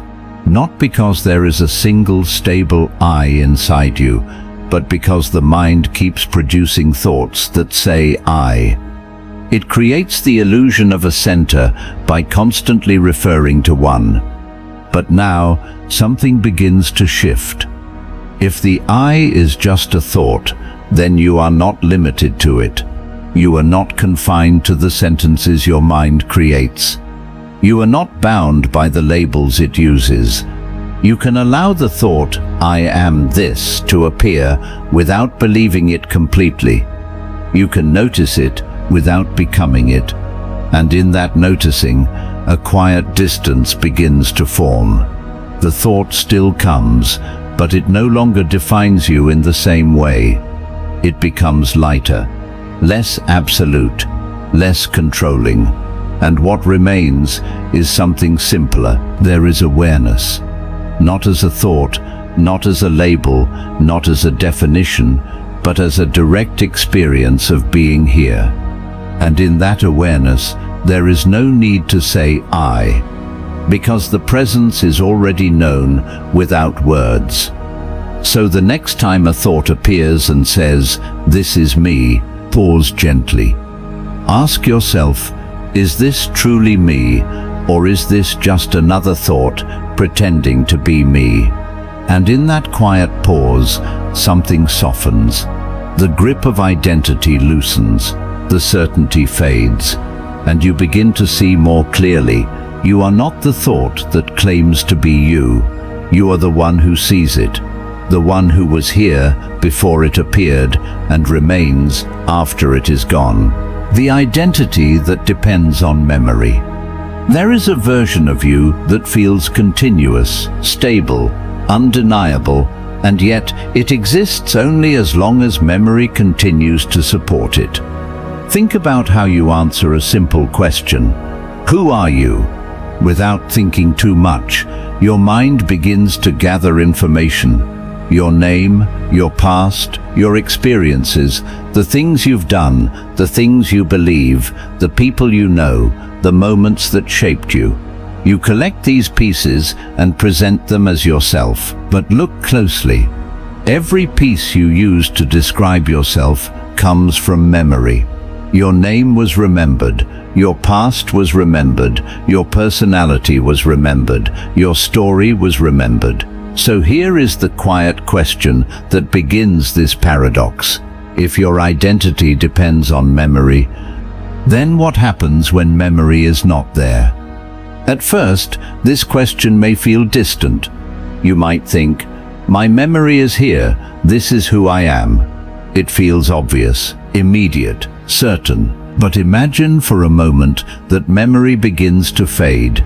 Not suddenly, but slowly. Names become harder to recall. Events lose their clarity. Details begin to blur. The story you once told about yourself becomes incomplete. And then something deeper begins to shift. If you cannot remember your past, can you still say who you are?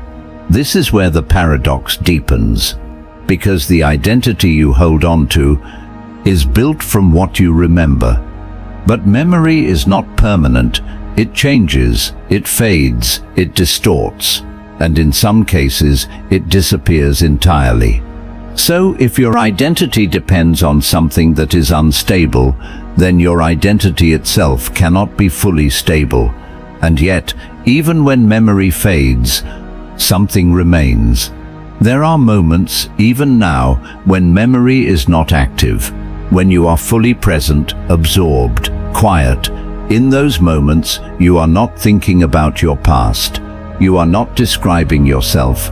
You are not recalling your story. And still, you exist. You are here. So what is present in those moments? Not memory, not identity, not the story, just awareness. And this reveals something gentle but profound. You are not the identity built from memory, because that identity requires constant remembering. Without memory, it cannot be formed. But you do not disappear when memory is quiet. You remain. And this leads to a deeper question. If the identity disappears when memory fades, then what is it that continues? What is it that remains present even when there is no story to tell? The answer is subtle. It is the same presence you have felt before, the quiet awareness that does not depend on memory. The same awareness that was there when you were a child, even before your story was fully formed. The same awareness that notices your thoughts now. The same awareness that remains when you are not thinking about who you are. It does not need to remember. It does not need to define. It simply is. And this is why identity can feel both real and fragile. Real, because memory is powerful. It creates a sense of continuity. It gives shape to your experience. It allows you to move through the world with a sense of self. But fragile, because it depends on something that is constantly changing. Memory is like a thread, connecting moments together. But the thread can weaken, it can shift, it can break. And when it does, the identity built from it begins to dissolve. But what dissolves is not you. It is the structure, not the presence. This realization is not meant to create fear, it is meant to create freedom. Because if your identity depends on memory, then it is not fixed. It is not permanent. It is not something you have to protect at all costs. It is something that can evolve, something that can change, something that can be released. You are not trapped by your past because your past only exists as memory, and memory is not solid. So the next time you define yourself using your history, pause for a moment, ask yourself quietly, is this who I am right now, or is this who I remember being? And in that small space, something may begin to soften. The weight of the past may feel lighter. The need to hold on to a fixed identity may begin to loosen, because you begin to see you are not the story that memory keeps telling. You are not the identity that depends on remembering. You are what remains even when the story is not being told, even when the past is not being recalled, even when memory is quiet. And in that quiet, there is no need to define yourself, no need to prove who you are, no need to hold on to something that is always changing. There is only presence, simple, unwritten, here. So if memory shapes your identity, but you remain without it, then who are you beyond what you remember? Stay with that question gently, without rushing, because the answer is not in memory. It is in what remains when memory is not needed. The you that changes every moment. But there is a version of you that feels continuous, stable, the same from one moment to the next, and yet, if you look closely, you are never the same person twice. Right now, something is changing. Your breath is moving, your thoughts are shifting, your feelings are adjusting, your body is subtly transforming. And this is not something that happens occasionally, it is happening constantly. Every second, something about you is different. So here is the quiet question that begins this paradox. If you are changing every moment, then who is the you that feels the same? At first, your mind may resist this idea. It may say, of course I'm the same person. I woke up as me. I'm still me now. I will still be me later. It feels obvious, natural, unquestionable. But look more carefully. The thought you had a moment ago is gone. The feeling you had a minute ago has shifted. The version of you from yesterday is not present right now. Even your body, the thing that feels most solid, is constantly renewing itself. Cells change, energy flows, processes unfold without your awareness. And yet, you still feel like one continuous self. This is where the illusion quietly forms. Your mind connects these changing moments into a single line. It creates continuity. It says, this moment leads to the next, and the next, and the next, so it must all be one thing. But this is like connecting drops of water and calling it a solid line. Each drop is separate. Each moment is new. Each version of you is slightly different.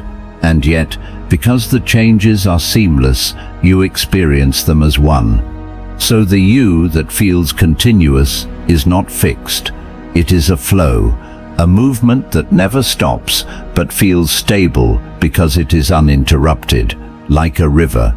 You look at a river and say, this is the same river, but the water is constantly moving, the shape shifts, the flow changes. The river you see now is not the river you saw a moment ago, and still you call it the same. You do the same with yourself, but here is where the paradox deepens. If you are changing every moment, then what are you holding on to when you say I?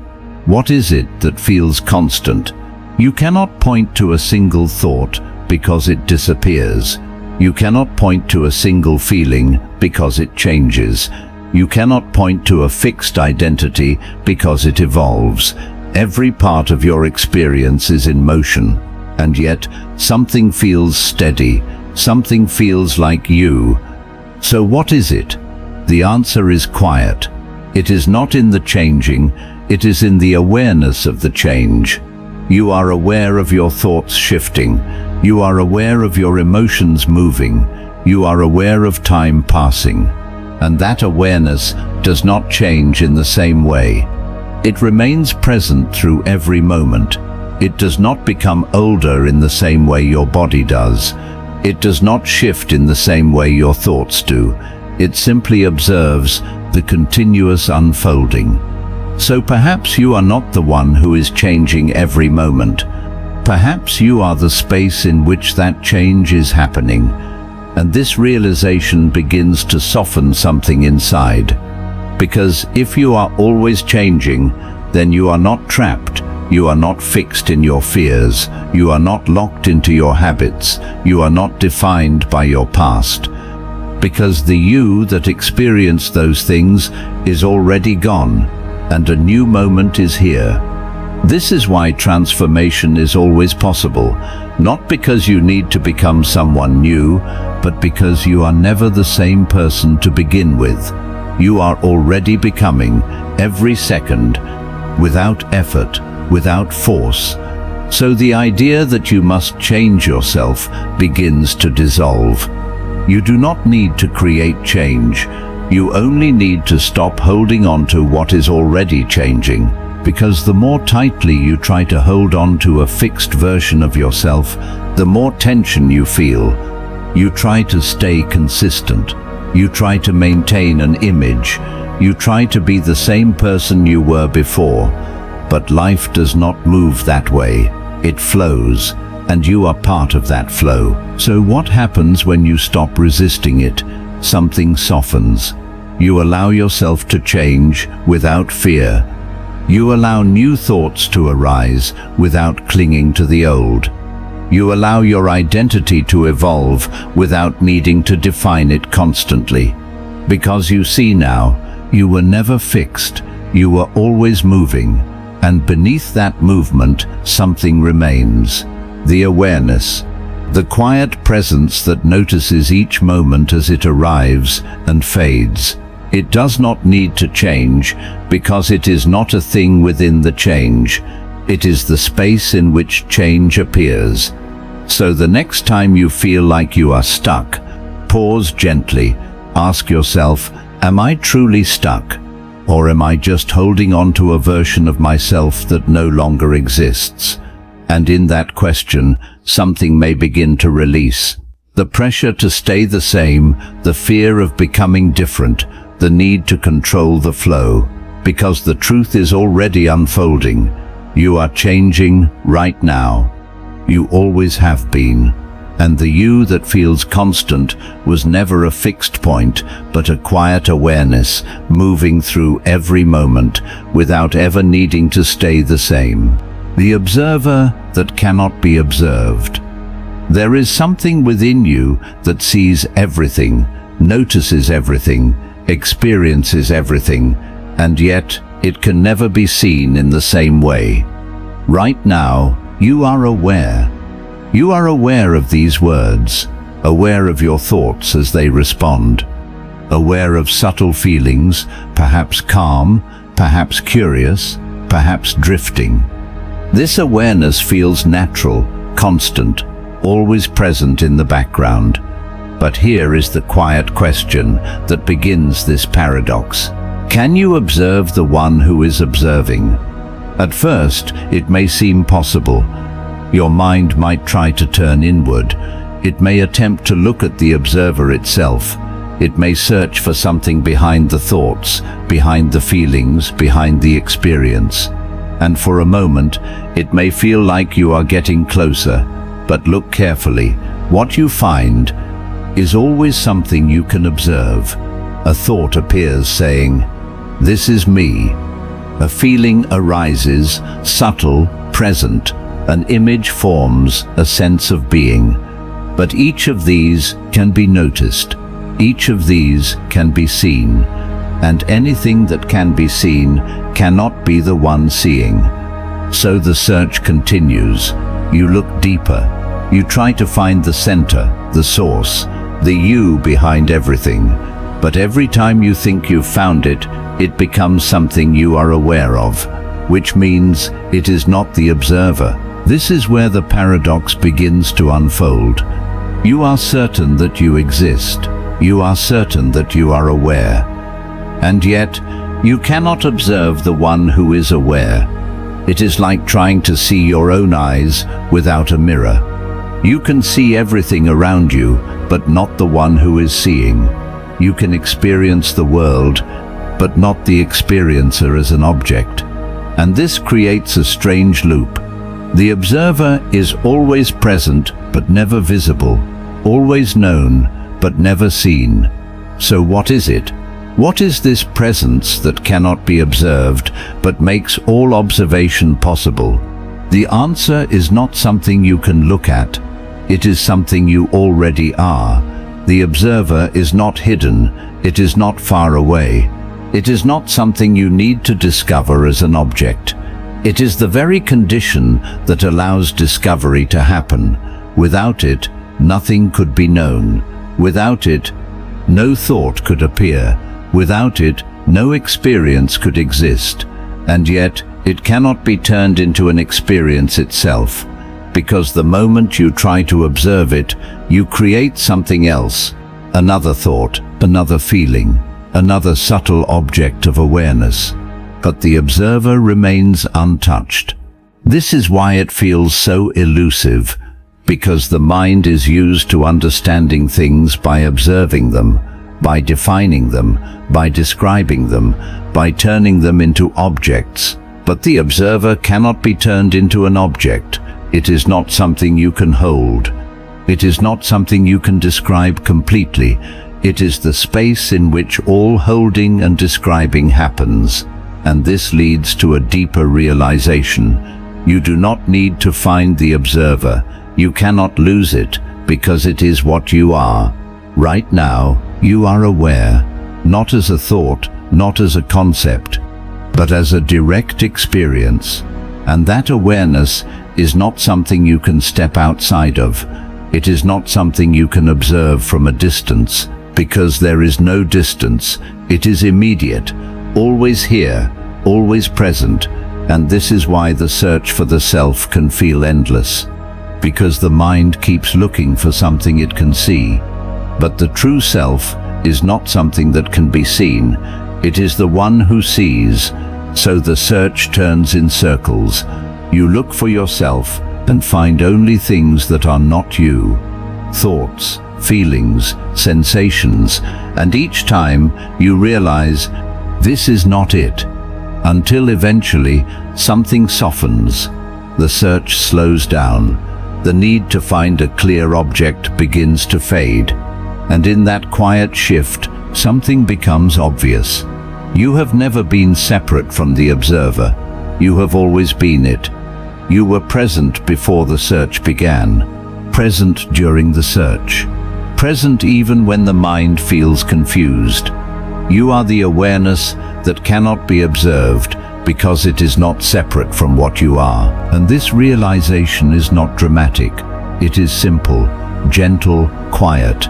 There is nothing to grasp, nothing to hold, nothing to become. Only the recognition that what you have been looking for has always been here. Not as an object, but as the very sense of being aware. So the next time you try to find yourself, pause. Instead of searching for something to observe, notice the one who is already noticing. Notice the awareness that is present before any thought appears. And ask yourself softly, if I cannot observe the observer, does that mean it is hidden, or does it mean it is what I truly am?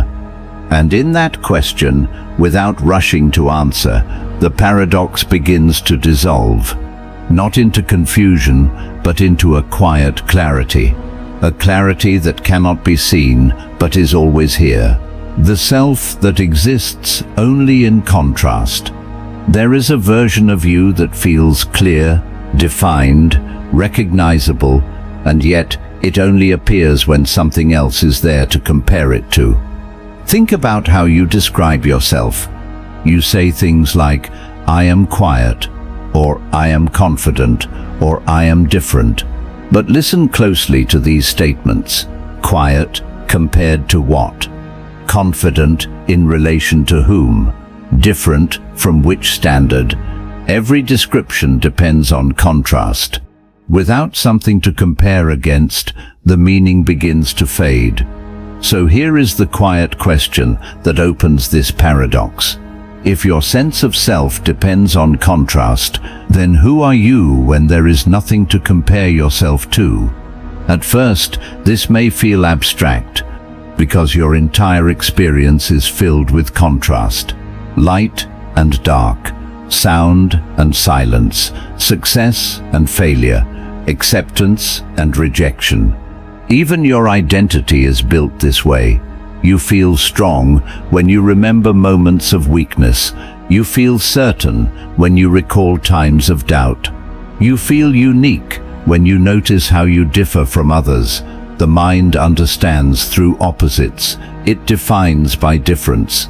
So your sense of self becomes a position within these contrasts, a point between two extremes. But what happens when those contrasts disappear?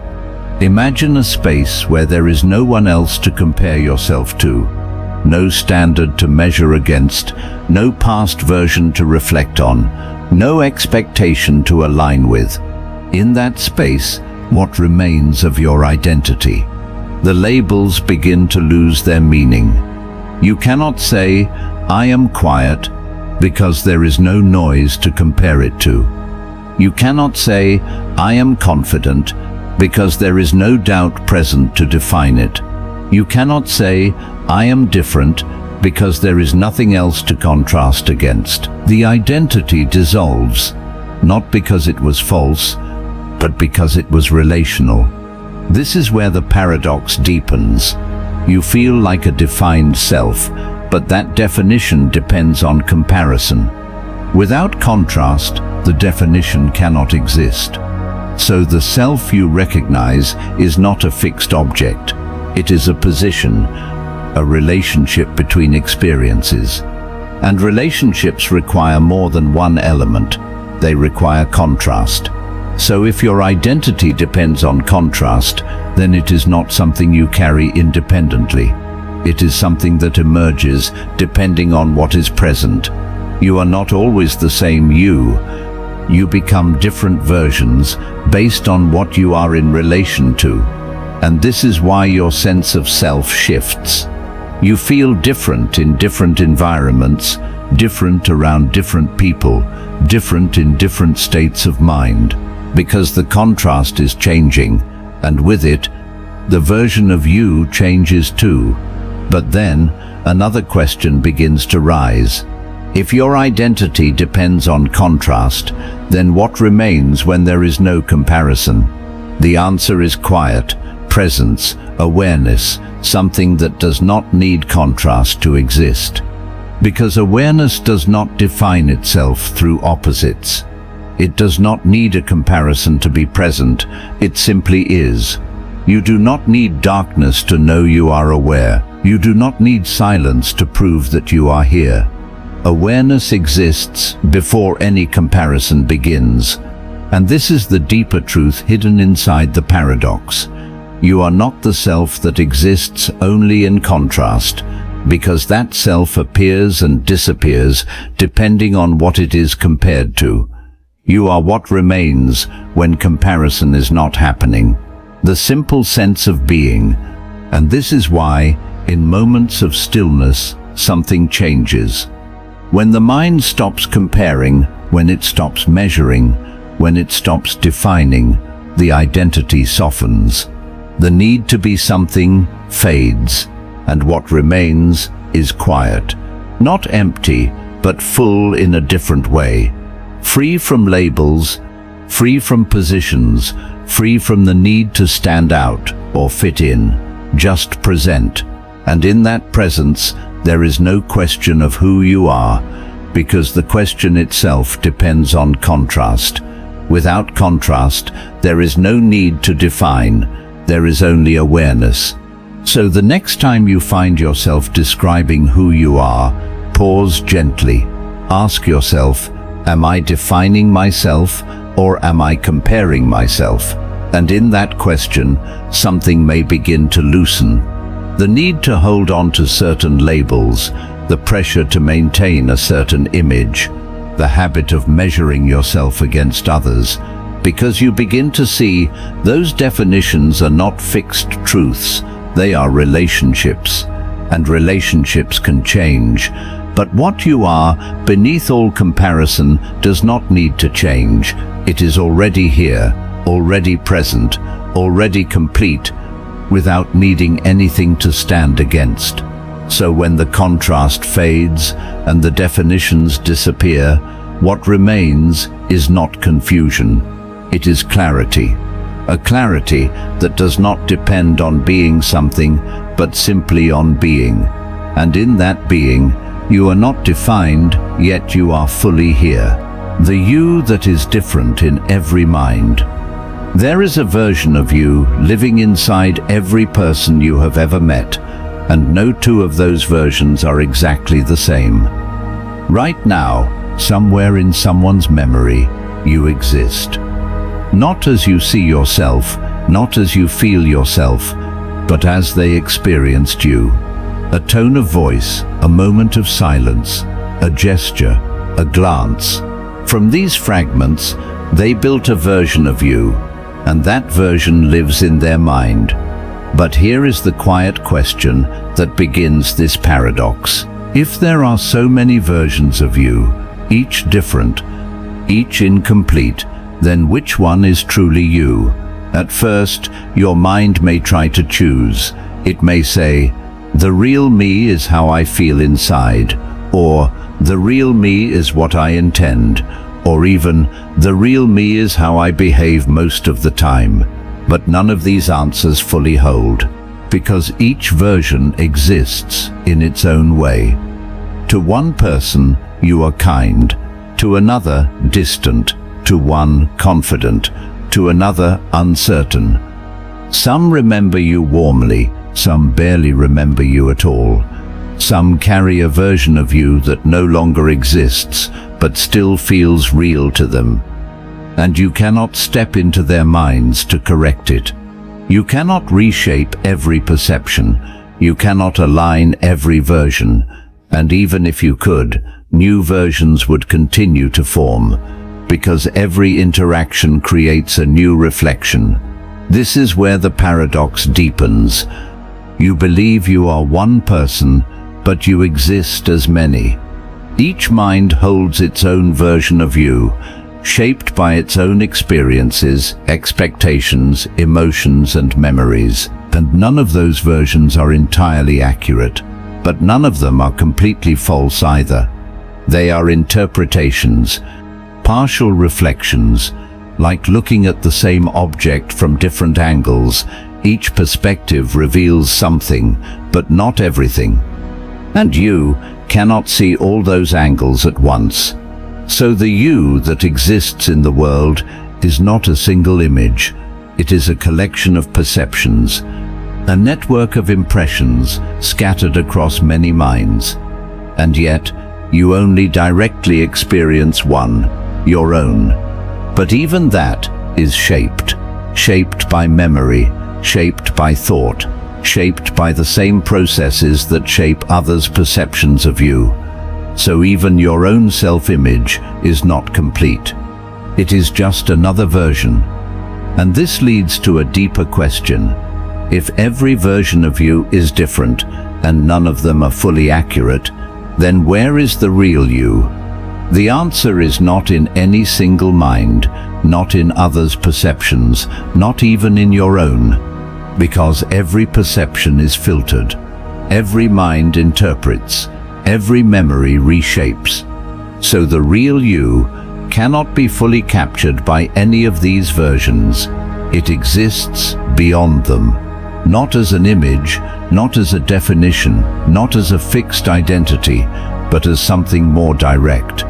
Something present before any interpretation begins.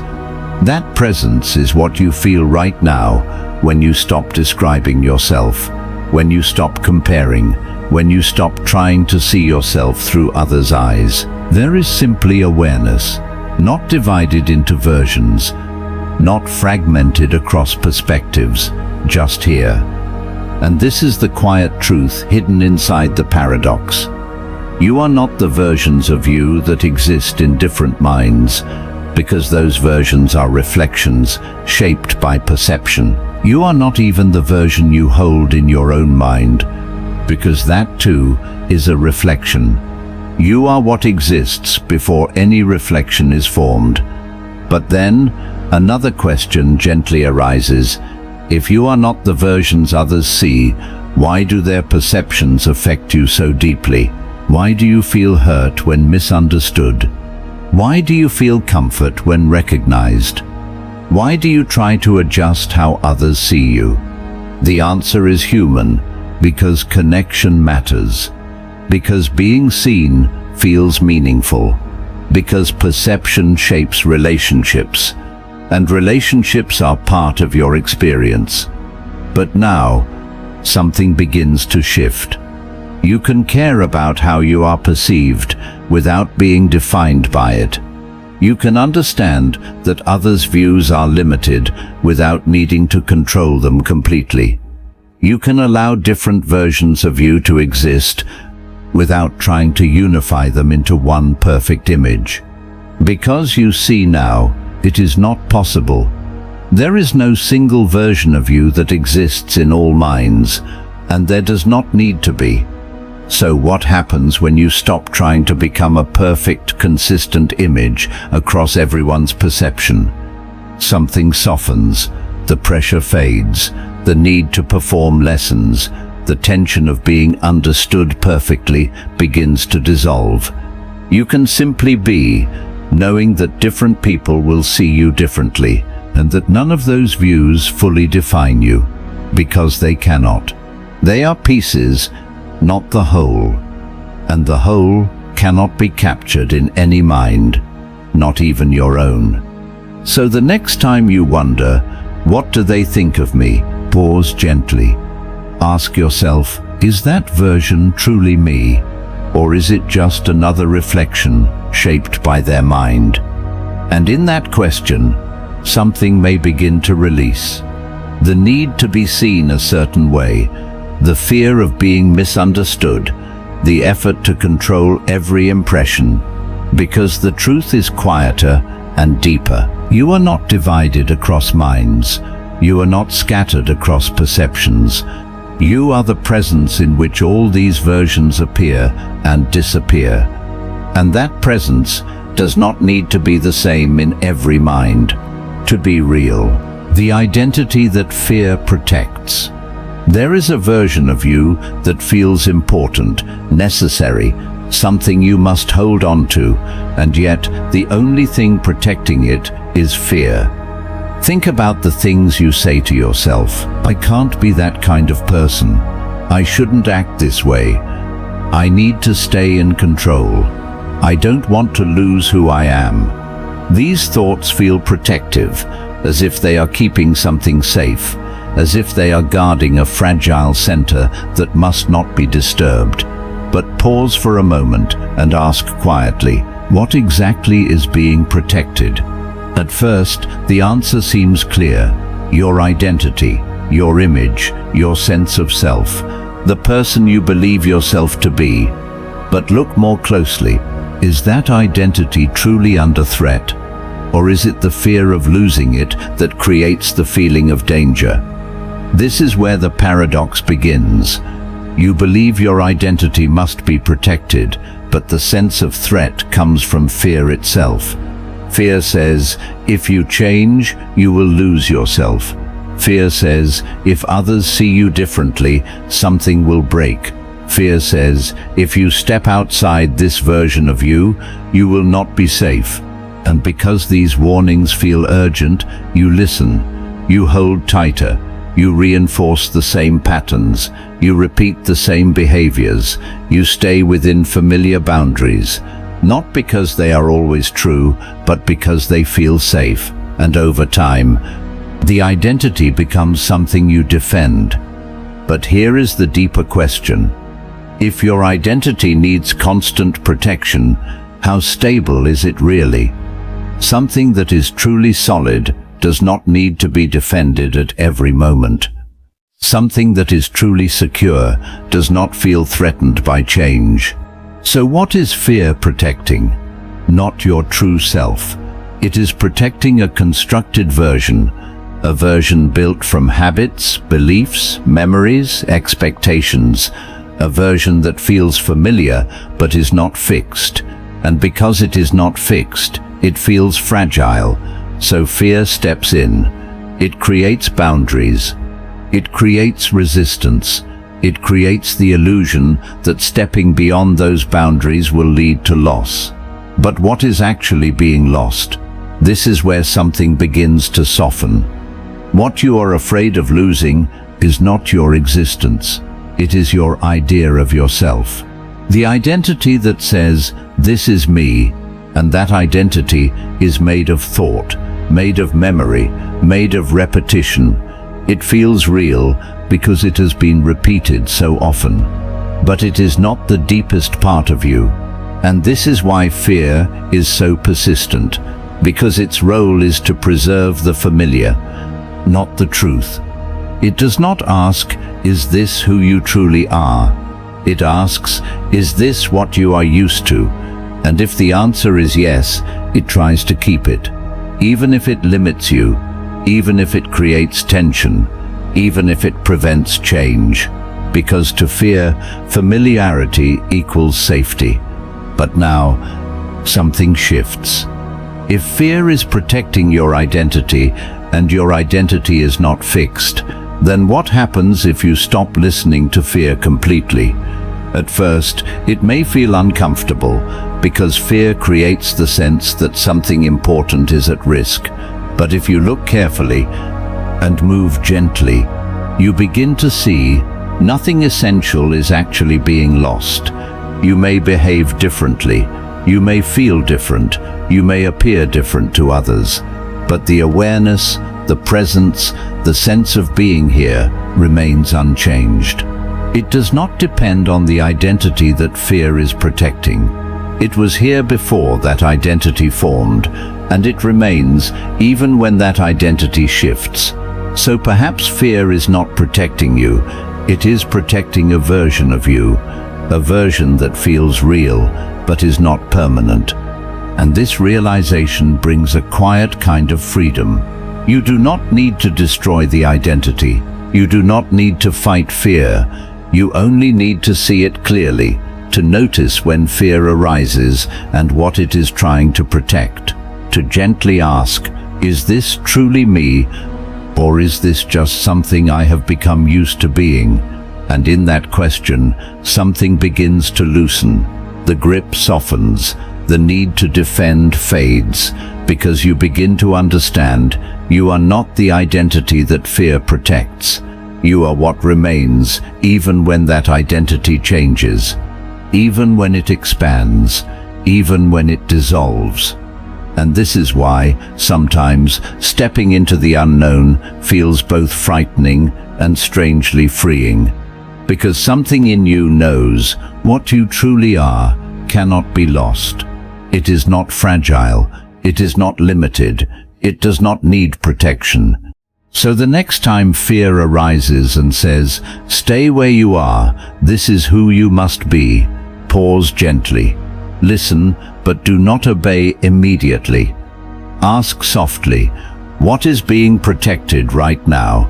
And is it truly me, or just a familiar version that I am afraid to release?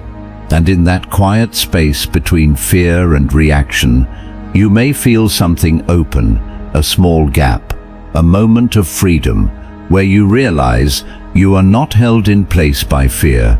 You are only being invited to see beyond it, because the identity that fear protects was never the limit of who you are, the self that remains without a story. There is a version of you that feels incomplete without explanation, undefined without a past, almost invisible without a narrative, and yet it is the only part of you that never leaves. Think about how often you tell your story, not always out loud, but inside your mind. You remember where you came from. You explain why you feel the way you do. You justify your choices. You connect your past to your present. This constant storytelling creates a sense of continuity. It gives your life meaning. It answers the question, why am I like this? And because the story feels coherent, you begin to believe that the story is you. But pause for a moment and notice something quietly. The story only exists when it is being told. When you are not thinking about your past, when you are not explaining yourself, when you are not recalling events. Where is the story then? It disappears. And yet you remain. So here is the quiet question that opens this paradox. If your story disappears when it is not being told, then what remains of you? At first, the mind may try to bring the story back. It may say, but my experiences define me. My past explains who I am. My story is important. And all of this is true in a certain way. Your story helps you navigate the world. It gives context to your experiences. It allows you to communicate, connect, and understand. But it is not constant. It comes and goes. And anything that comes and goes cannot be the deepest part of you. This is where the paradox begins to unfold. You feel like a continuous self, but that continuity depends on a story that is not always present. When the story is active, you feel defined. When the story fades, the definition softens. But your existence does not depend on the story. You do not disappear when you stop thinking about your past. You do not vanish when you stop explaining yourself. You are still here, and what remains is something quieter. Not a narrative, not an identity, not a collection of events, just presence. A simple awareness of being here without needing to say why. And this can feel unfamiliar because the mind is used to defining everything through stories. It wants to connect events. It wants to create meaning. It wants to build a clear picture of who you are. So when the story is not there, it feels like something is missing. But look more carefully. Is something truly missing, or is something unnecessary simply absent? The story is useful, but it is not essential. It is a tool, not your core. And silence reveals this. Because in silence, the story fades. There is no narration explaining who you are, no memory being replayed, no future being imagined, and still you are present. So what is that presence? It is not built from the past. It does not depend on memory. It does not require explanation. It simply is. And this is the deeper truth hidden inside the paradox. You are not the story you tell yourself, because the story is something you can observe. You can notice it beginning, you can feel it unfolding, you can see it fade. And anything you can observe is not what you are. You are the awareness in which the story appears, the space in which it is told. And this changes something fundamental. You no longer need to hold on to every part of your past to feel real. You no longer need to repeat your identity to maintain it. You no longer need to define yourself constantly, because you begin to see the story is optional. It can be used, but it is not required. And when it is not needed, it can rest. And what remains is something more stable than any narrative. A presence that does not depend on explanation. A sense of being that is not tied to events. A quiet awareness that was here before the story began and remains even when the story ends. But then, another question gently arises. If you are not your story, then why does the story feel so important? The answer is simple, because it gives you a sense of control. It allows you to make sense of uncertainty. It creates a structure you can hold on to. It tells you who you have been and suggests who you might become. It creates familiarity, and familiarity feels like safety. But now you can see more clearly. You do not need the story to exist. You only need it when you choose to use it. And this realization brings a quiet kind of freedom. You can remember without being trapped by memory. You can tell your story without becoming it. You can let the past inform you without letting it define you, because beneath it all, something remains unchanged, something that does not need a story to be real. So the next time you find yourself explaining who you are, pause gently. Ask yourself, if I stop telling this story, even for a moment, what remains? And in that space, you may feel something subtle, a quiet presence, a sense of being without definition, a self that does not need to be described to exist. Because the self that remains without a story is not something you create, it is something you notice when everything else becomes still. The one who was always there. There is something within you that has never changed, never moved, never been replaced, and yet it is the one thing you have overlooked your entire life. Think back, gently, not to a specific memory, but to the feeling of being. As a child, before you had words for everything, you were there. As you grew, as your thoughts became more complex, you were there.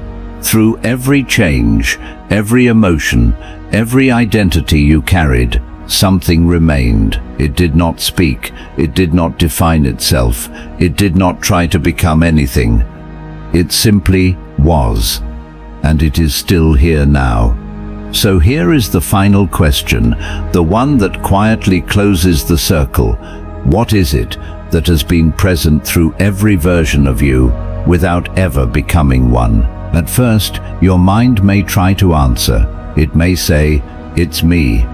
But then, which me? The one from childhood? The one shaped by memory? The one defined by personality? The one imagined by others? All of those have changed. All of those have come and gone and transformed, but something did not. Something was there before each version appeared, and remained after each version faded. This is where the paradox resolves itself. You have been searching for yourself in what changes, in thoughts, in memories, in identity, in perception. But what you truly are was never inside those things. It was always the one experiencing them, the one who noticed your thoughts forming and dissolving, the one who watched your identity shift over time, the one who was present in silence and in noise, the one who remained even when everything else felt uncertain. And this is why it was so easy to miss, because it is always here. It does not appear suddenly, it does not arrive as something new, it does not stand out from your experience. It is the background of everything, like space that allows everything to exist but is rarely noticed. You cannot see it as an object. You cannot describe it completely. You cannot step outside of it to observe it from a distance, because it is what you are, the one who was always there, not as a person, not as a story, not as a fixed identity, but as awareness itself. And this is why every paradox you have moved through points here. The name was not you, the memory was not you, the personality was not you, the voice was not you, the identity, the past, the imagined self, the versions in others' minds. None of them were stable enough to be what you truly are. They all changed. They all appeared and disappeared. But the one who noticed all of it did not, and that one was never separate from you. You were never trying to find something new. You were slowly noticing what had always been present, and this realization does not need to be dramatic. It does not need to feel overwhelming. It is quiet, simple, almost obvious once seen. You are here, not as an idea, not as a description, not as a role, but as the awareness in which all of this unfolds. And in that awareness, there is nothing missing, nothing to become, nothing to fix, nothing to hold on to, because what you are is already complete, already present, already here, before any thought says, "This is me." So now, as this journey begins to settle, notice the stillness beneath it. Notice the quiet space that has been here from the beginning, holding every word, every thought, every feeling. That space is not separate from you, it is you. And perhaps this is why, when everything becomes quiet, there is a sense of peace. Not because something was added, but because nothing more is needed. You were never lost. You were never incomplete. You were never only the story you believed. You were always the one who was aware of it, the one who was always there. And if this journey has brought you even a little closer to that quiet recognition, if something here felt real or shifted the way you see yourself, then take a moment, gently. You can support this space, this kind of reflection, by liking the video or subscribing to the channel. Not as a demand, but as a small acknowledgement that something here mattered. Because this kind of work, this slow, careful exploration, is created with intention. And if it continues with you. Now, you can rest, not as someone trying to become something, but as what you already are, still, aware, here. And now, slowly, everything begins to settle, not with an answer, but with a quiet understanding. You searched for yourself in your name, and it slipped away. You looked into memory, and it kept changing. You listened to the voice in your mind, and it was never truly yours.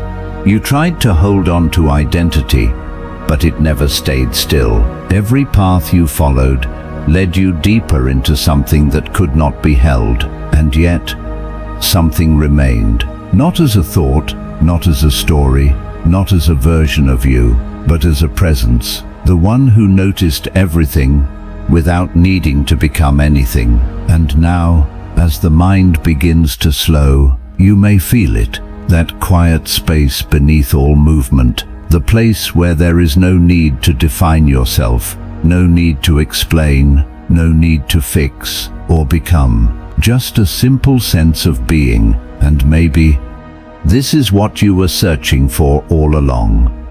Not a better version of yourself, not a clearer identity, not a final answer, but this stillness, this awareness, this moment without resistance, because when everything else falls away, you are still here, and that is enough. So as you drift, as your thoughts soften, as sleep begins to gently take over, you don't need to hold on to anything you heard. You don't need to remember every idea. Let it all go, because what matters is not the words. It is what remains when the words are gone, and that will stay with you, quietly, naturally, effortlessly. And if this journey, this slow unraveling, brought you even a moment of clarity, or calm, or something you cannot quite name, then you already understand its value. If you'd like to continue exploring these spaces, these quiet truths, these questions that don't rush to answer, you can support this by simply liking the video or subscribing to the channel, not as a distraction, but as a continuation. Because this kind of reflection grows with you, and with that, there is nothing left to do, nowhere else to go, no one else to become. Just rest as the one who was always here.